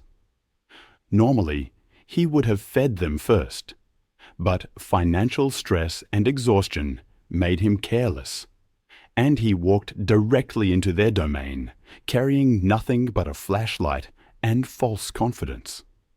The attack began when Brutus, the larger cane corso, emerged from the shadows near the feeding area. His 125-pound frame moved with surprising silence. His massive head lowered in a hunting posture that Tommy should have recognized as a threat. Behind him came the others: Titan, the second cane corso, Rex, a 140-pound Mastiff mix, and Scar, whose scarred muzzle told the story of his fighting background. Tommy realized the danger too late. As he turned to retreat, Brutus launched himself forward, his powerful jaws clamping down on Tommy's left eye with crushing force. The impact drove Tommy to the ground, his flashlight spinning away into darkness as he screamed for help that would never come. The other 3 dogs joined the attack within seconds, their pack instincts fully engaged. Rex grabbed Tommy's right arm, his massive jaws crushing bone as he shook violently. Titan went for the torso, his teeth tearing through clothing and flesh with mechanical efficiency. Scar circled the attack, darting in to bite and retreat, his fighting experience evident in his tactical approach. Tommy's screams echoed across the empty countryside, but his nearest neighbor was over 2 miles away.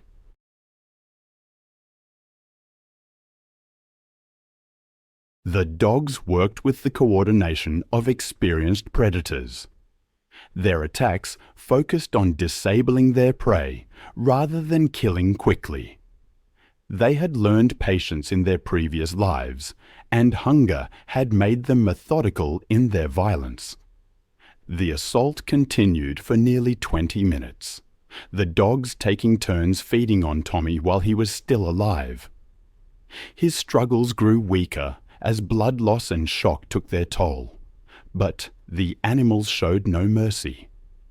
They had been conditioned to view violence as normal, hunger as constant, and humans as either threats or food sources. I've seen what desperation can do.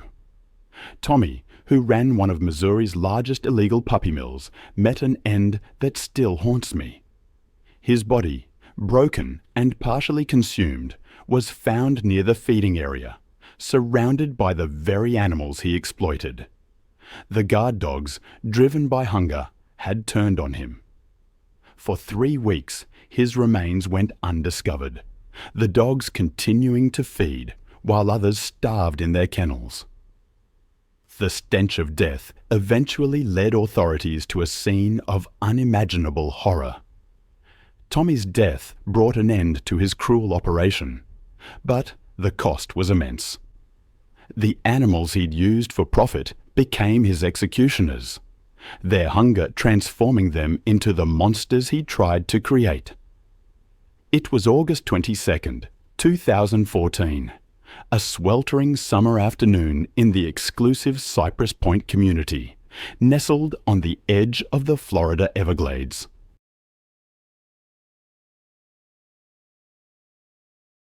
This gated development, built on reclaimed wetlands, was a monument to luxury living. But nature always finds a way. Roberto Mendez, a 35-year-old landscaper, was working alone, maintaining the manicured grounds that made Cypress Point so desirable. He had built his landscaping company from the ground up, supporting his wife and 2 young children. The development's artificial lakes and ponds, connected to natural waterways, created an elaborate system where wildlife could move freely. Roberto was familiar with Florida's wildlife and knew the dangers. He always checked water features carefully before working near them. But on this day, as he trimmed bushes around a small ornamental pond, His hedge trimmer slipped from his hands and fell into the shallow water. He waded in to retrieve it, unaware of the danger lurking beneath the surface. American alligators are ambush predators, masters of camouflage. Adult females can reach 10 feet in length and weigh up to 200 pounds, possessing incredible speed and power. They are most dangerous when protecting their nesting sites or when surprised. Their bite force exceeds 2,000 pounds per square inch, and their death roll is designed to disorient and drown prey. Roberto stepped into the pond, assuming it was safe. But the moment his feet touched the muddy bottom, a 10-foot female alligator exploded from the decorative vegetation. Her powerful jaws clamped down on Roberto's right leg with devastating force.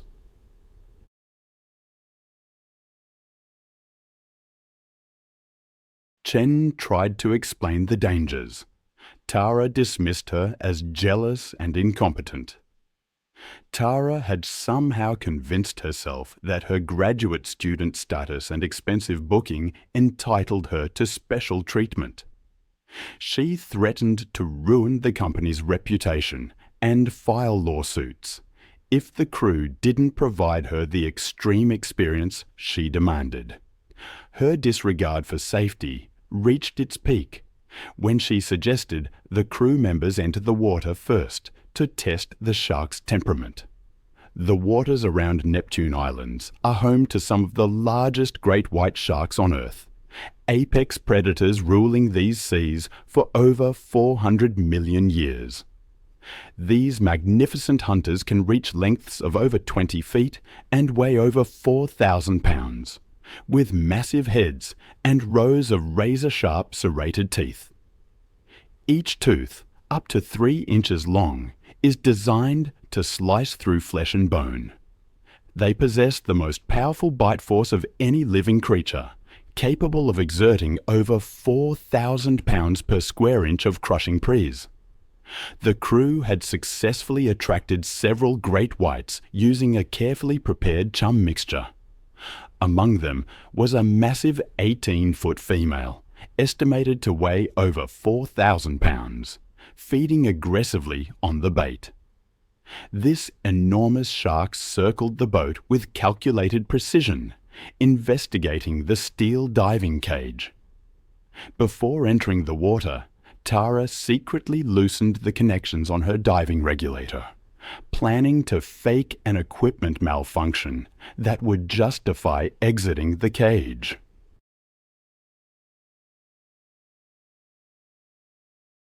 She believed she could manipulate the situation to get the unrestricted shark access she desired. Once submerged, she immediately began signaling fake distress to the surface crew, pointing at her sabotaged regulator. Captain Morrison initiated emergency procedures to bring her to the surface. But instead of ascending, Tara swam away from the cage toward the feeding sharks, convinced her superior intelligence made her invulnerable.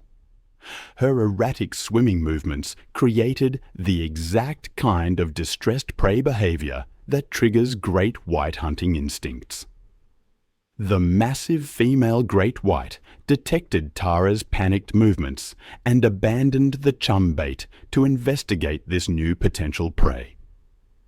Approaching from below at speeds exceeding 25 miles per hour, the shark's assault was swift and devastating. Rising from the depths like a living torpedo, it struck Tara from below with tremendous force, its massive jaws opening to reveal rows of gleaming serrated teeth. The impact drove Tara upward as the shark's jaws clamped down around her torso with bone-crushing press. The razor-sharp teeth sliced through her wetsuit and deep into her chest and abdomen. The crushing bite force shattered Tara's rib cage instantly, puncturing both lungs and severing major blood vessels. The shark's powerful jaw muscles continued applying press while its head thrashed violently from side to side, a signature feeding behavior that allows great whites to tear away large chunks of flesh.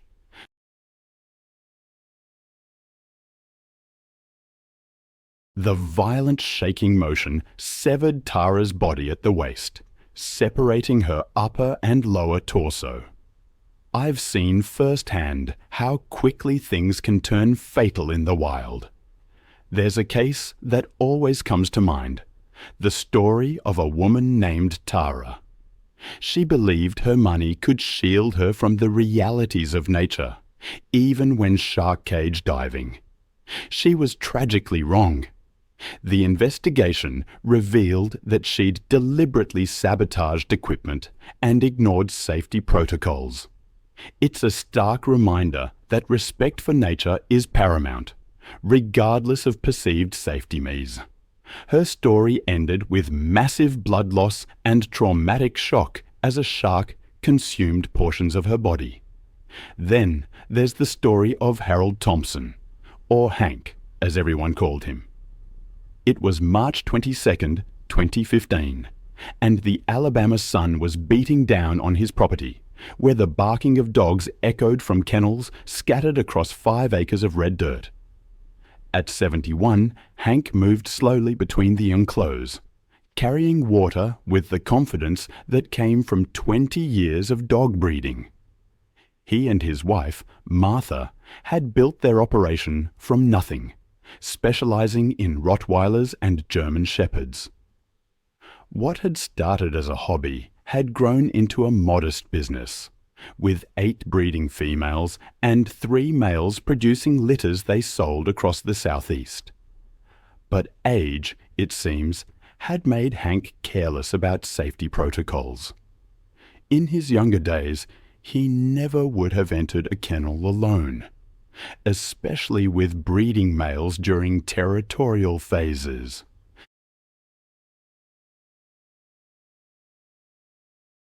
He'd seen what these dogs could do, the power in their jaws, the speed of their attacks. But experience had bred overconfidence.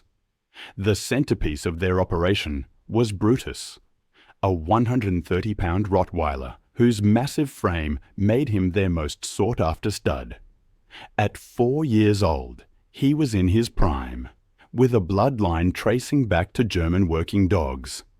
His offspring commanded premium prices from buyers seeking protection animals. Recently, though, Brutus had been showing increased aggression. A minor injury to his left rear leg had left him limping and irritable, causing him to snap at Martha when she tried to examine the wound. The veterinarian had prescribed pain medication, but the dog's temperament had grown increasingly unpredictable. Martha had expressed concerns about Hank working alone with Brutus, especially given the dog's recent mood changes. But Hank dismissed her worries with stubborn confidence. He'd raised Brutus from a puppy and believed their bond was unbreakable. On that March afternoon, Martha had driven into town for supplies, leaving Hank alone with the dogs. The kennels needed cleaning, water bowls required filling, work Hank had done thousands of times before. Brutus watched from his kennel as Hank approached, the dog's dark eyes tracking every movement with an intensity that should have served as a warning. The animal was panting heavily despite the shade, his injured leg causing him to shift uncomfortably.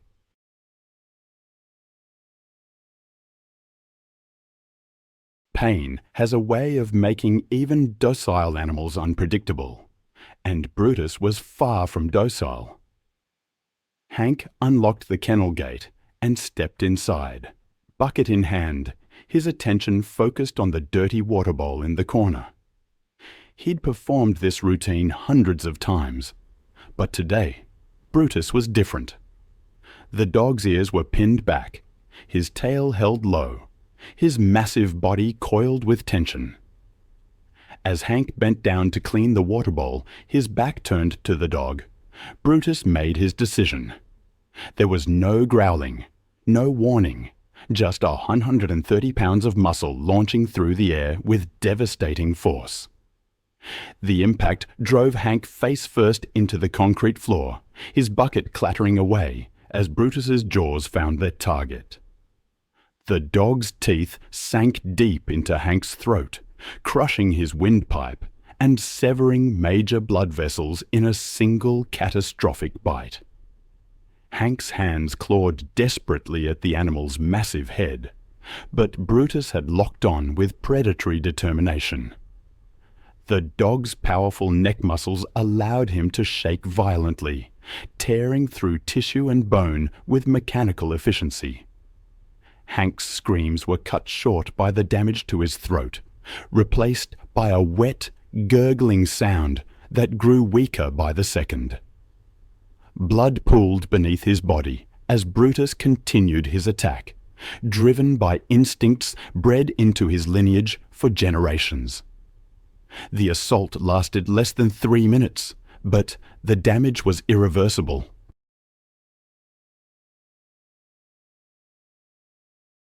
When Brutus finally released his grip, Hank lay motionless on the kennel floor, his life ebbing away in the Alabama heat.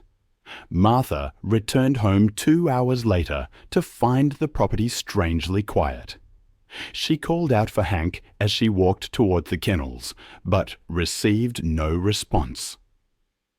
When she rounded the corner and saw Brutus standing guard over her husband's body, the full horror became clear. The dog's reaction to Martha's presence was immediate and threatening. He positioned himself between her and Hank's body, his lips pulled back in a snarl. Martha backed away slowly, dialing 911 from her truck.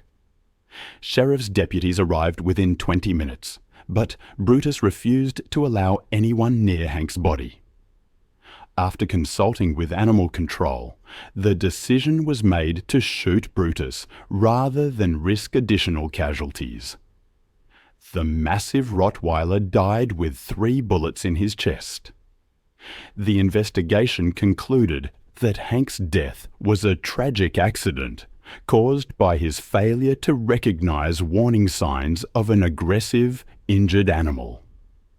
The breeding operation was shut down, the remaining dogs relocated, and Martha was left to grieve both her husband and the animal that had been part of their family.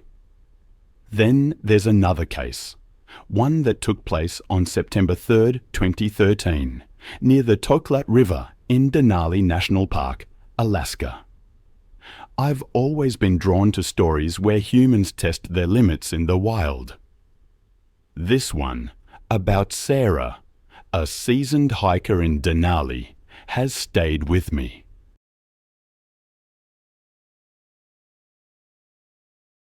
She planned a solo 2-day loop near the Tlat River, wanting to be there when the caribou migrated. Wolves, of course, often followed those herds. She wasn't careless. She had bear spray, a GPS beacon, and enough food.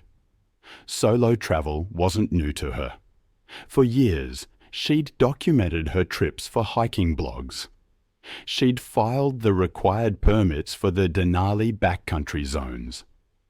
Rangers remembered she asked about wolf movements, but didn't seem worried when they mentioned increased sightings near the river.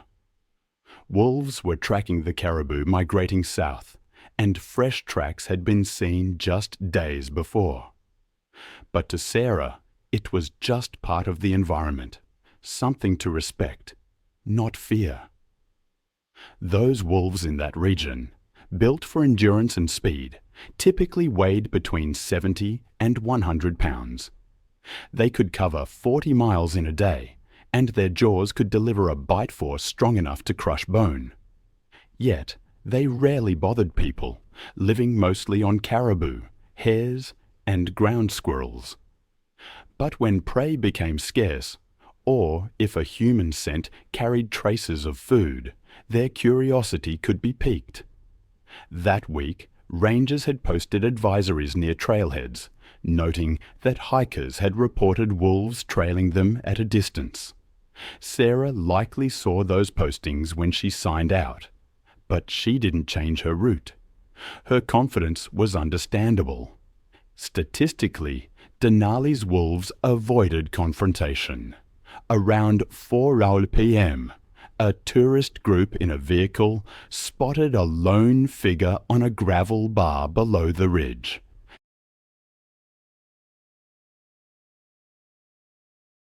It was Sarah, waving, before heading upstream toward her camp. She reached her final GPS coordinate before 4:45 p.m. The last photos on her recovered camera showed wide shots of the river valley and a small group of wolves following a caribou herd in the distance. Tracks later showed she moved off the gravel bar toward higher ground, probably planning to cut inland. The first sign of struggle began about half a mile from her tent. Her GPS recorded erratic movement, rapid looping, then a sudden stop. Investigators pieced together what happened next through physical evidence and predator behavior analysis. The wolves had changed course toward her positions once the caribou herd passed. Sarah likely saw them at a distance and deployed her bear spray. Residue was found on nearby plants. The wind that afternoon shifted westward, causing some blowback of the spray. It worked briefly, driving the wolves back about 20 feet before the cloud dispersed. They began to circle again, emboldened by the fading scent. One part of the group approached from behind, following her retreat up a shallow embankment. Handprints pressed into the soil showed she climbed in haste. Blood marks began at the top of the slope. One wolf likely lunged first, grabbing her backpack or arm. The straps were torn clean through, suggesting a pulling force. A second wolf joined, biting her thigh. She tried to fight back.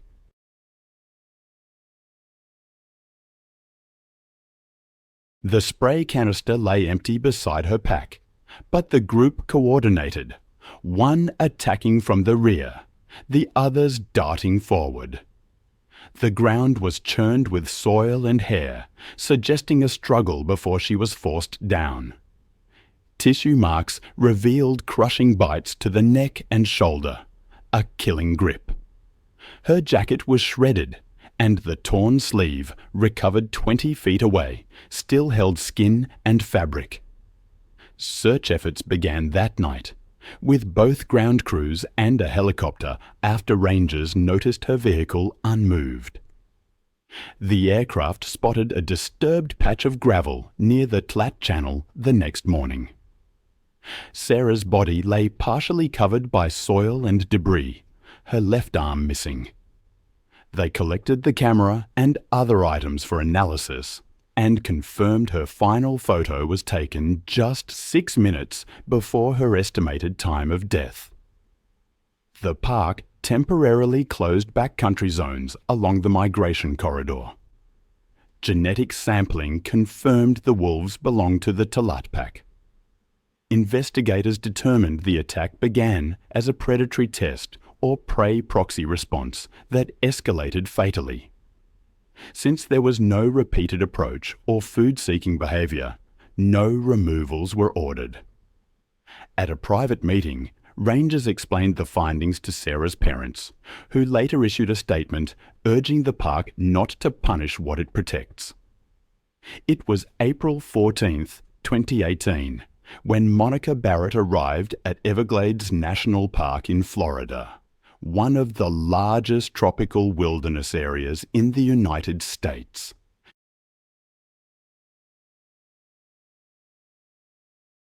The vast wetland ecosystem stretched across 1.5 million acres of sawgrass marshes and shallow waterways, home to some of North America's most dangerous predators. The park's intricate network of channels created the perfect habitat for massive American alligators. Monica Barrett, a 44-year-old divorce attorney from Miami, had booked a solo kayak tour to clear her head after a difficult custody case. Known for her aggressive courtroom tactics and confrontational personality, she had built her legal career on intimidating opponents and refusing to back down from any challenge.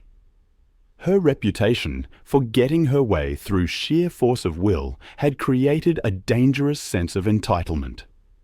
Tommy Rodriguez, a 52-year-old tour guide with over 20 years of experience, immediately recognized Monica as a problematic client during the morning safety briefing. She had interrupted his presentation. "I've seen the power of nature turn against us, and it always leaves me with a haunting sense of what could have been avoided. One case that sticks with me is the story of Monica, a woman who encountered the raw force of an alligator's nesting season, with tragic consequences. She dismissed warnings, challenged authority, and ultimately paid the ultimate price for her recklessness. Tommy, the tour guide, did his best, repeatedly emphasizing the dangers of venturing outside designated channels.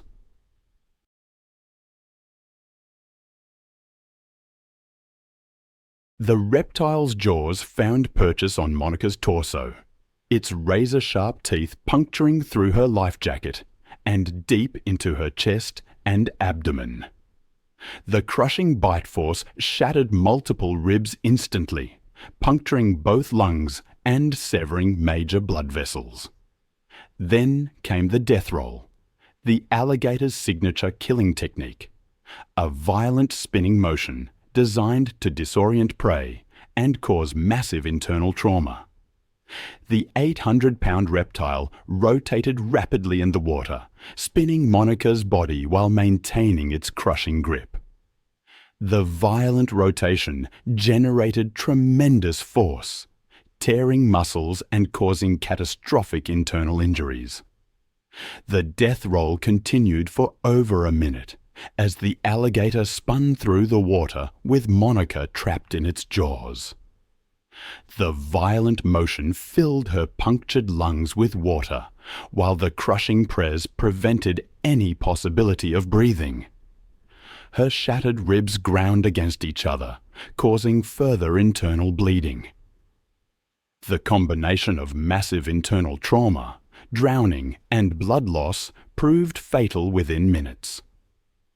Monica's struggles gradually ceased as the alligator continued its death roll.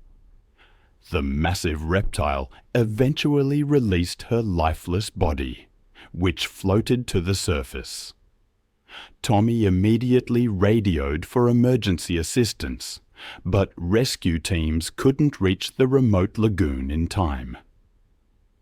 It was May 14th, 2017.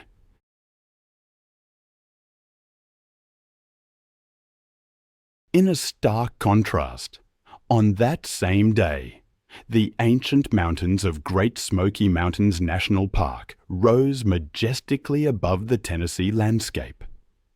The late spring afternoon was perfect for hiking, with golden sunlight filtering through the dense canopy of oak, maple, and hickory trees, while wildflowers carpeted the forest floor in brilliant colors. Sarah Johnson, a 29-year-old registered nurse from Atlanta, was enjoying a weekend hiking trip with her fiancé Tom, exploring the park's extensive trail system and taking photos to commemorate their engagement celebration. Sarah had always loved nature photography, carrying her camera on every outdoor adventure to capture memories of their time together. Her medical background gave her a practical understanding of emergency situations, but her experience with dangerous wildlife was limited. Sarah had been hiking throughout the Southeast for over 5 years, building her confidence and wilderness skills through countless weekend adventures with Tom. She worked long shifts at Grady Hospital's emergency department, and these mountain getaways provided essential stress relief from her demanding career saving lives in one of Atlanta's busiest trauma centers. That afternoon, Sarah and Tom were hiking through a remote alpine meadow when they discovered something extraordinary. 2 black bear cubs playing in the tall grass while their mother was nowhere to be seen.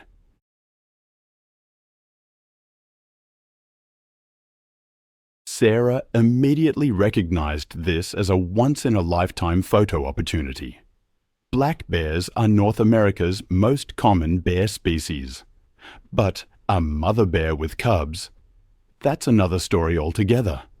They become exponentially more aggressive, more territorial than solitary individuals.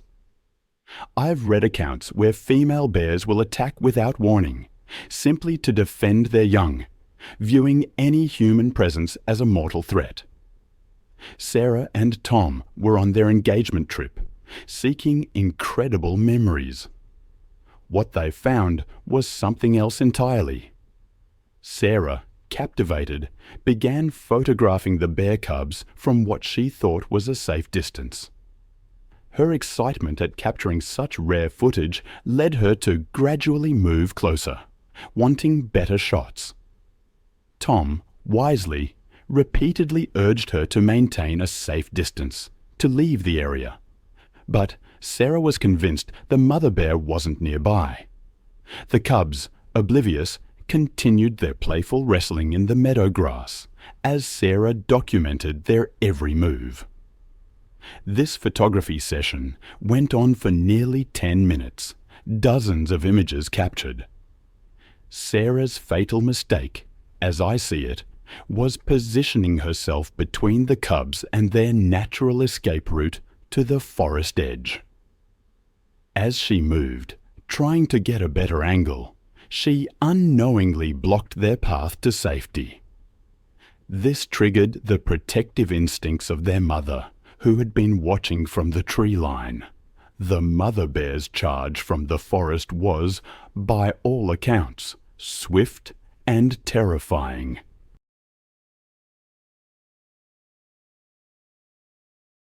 A 200-pound female covering the distance to Sarah in mere seconds. Her powerful legs propelling her massive frame with surprising speed. Her territorial fury focused entirely on eliminating the perceived threat to her cubs. Sarah tried to retreat when she finally saw the charging bear, but her foot caught on a fallen log and she tumbled backward, still clutching her camera. The mother bear reached her before she could regain her footing, striking her with bone-crushing force. The bear's massive paw connected with Sarah's back, her razor-sharp claws raking across Sarah's spine and shoulders, while the impact shattered several ribs. Sarah's camera flew from her grip as the bear's enormous weight pinned her to the ground. Her attempts to call for help were silenced by the crushing press on her chest. The mother bear's powerful jaws clamped down on Sarah's neck, the crushing bite force fracturing vertebrae and severing vital arteries. The bear's protective instincts drove her to continue the assault until she was certain the threat to her cubs had been completely eliminated. Within minutes, Sarah's movement ceased as the mother bear's brutal assault proved fatal. The protective mother remained near Sarah's body for several more minutes, ensuring the threat was neutralized before gathering her cubs and disappearing into the dense forest. Park rangers arrived over an hour later in response to Tom's emergency call. But Sarah was already dead from massive trauma.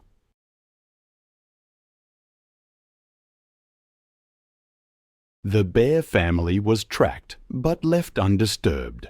as wildlife officials determined the mother had been acting within normal protective behavioral patterns when defending her young. Sarah's death devastated the hiking community and prompted enhanced educational programs about wildlife safety and proper distance protocols. Her family established a foundation promoting wilderness safety education, ensuring her passion for conservation would continue through enhanced protection for both wildlife and outdoor enthusiasts.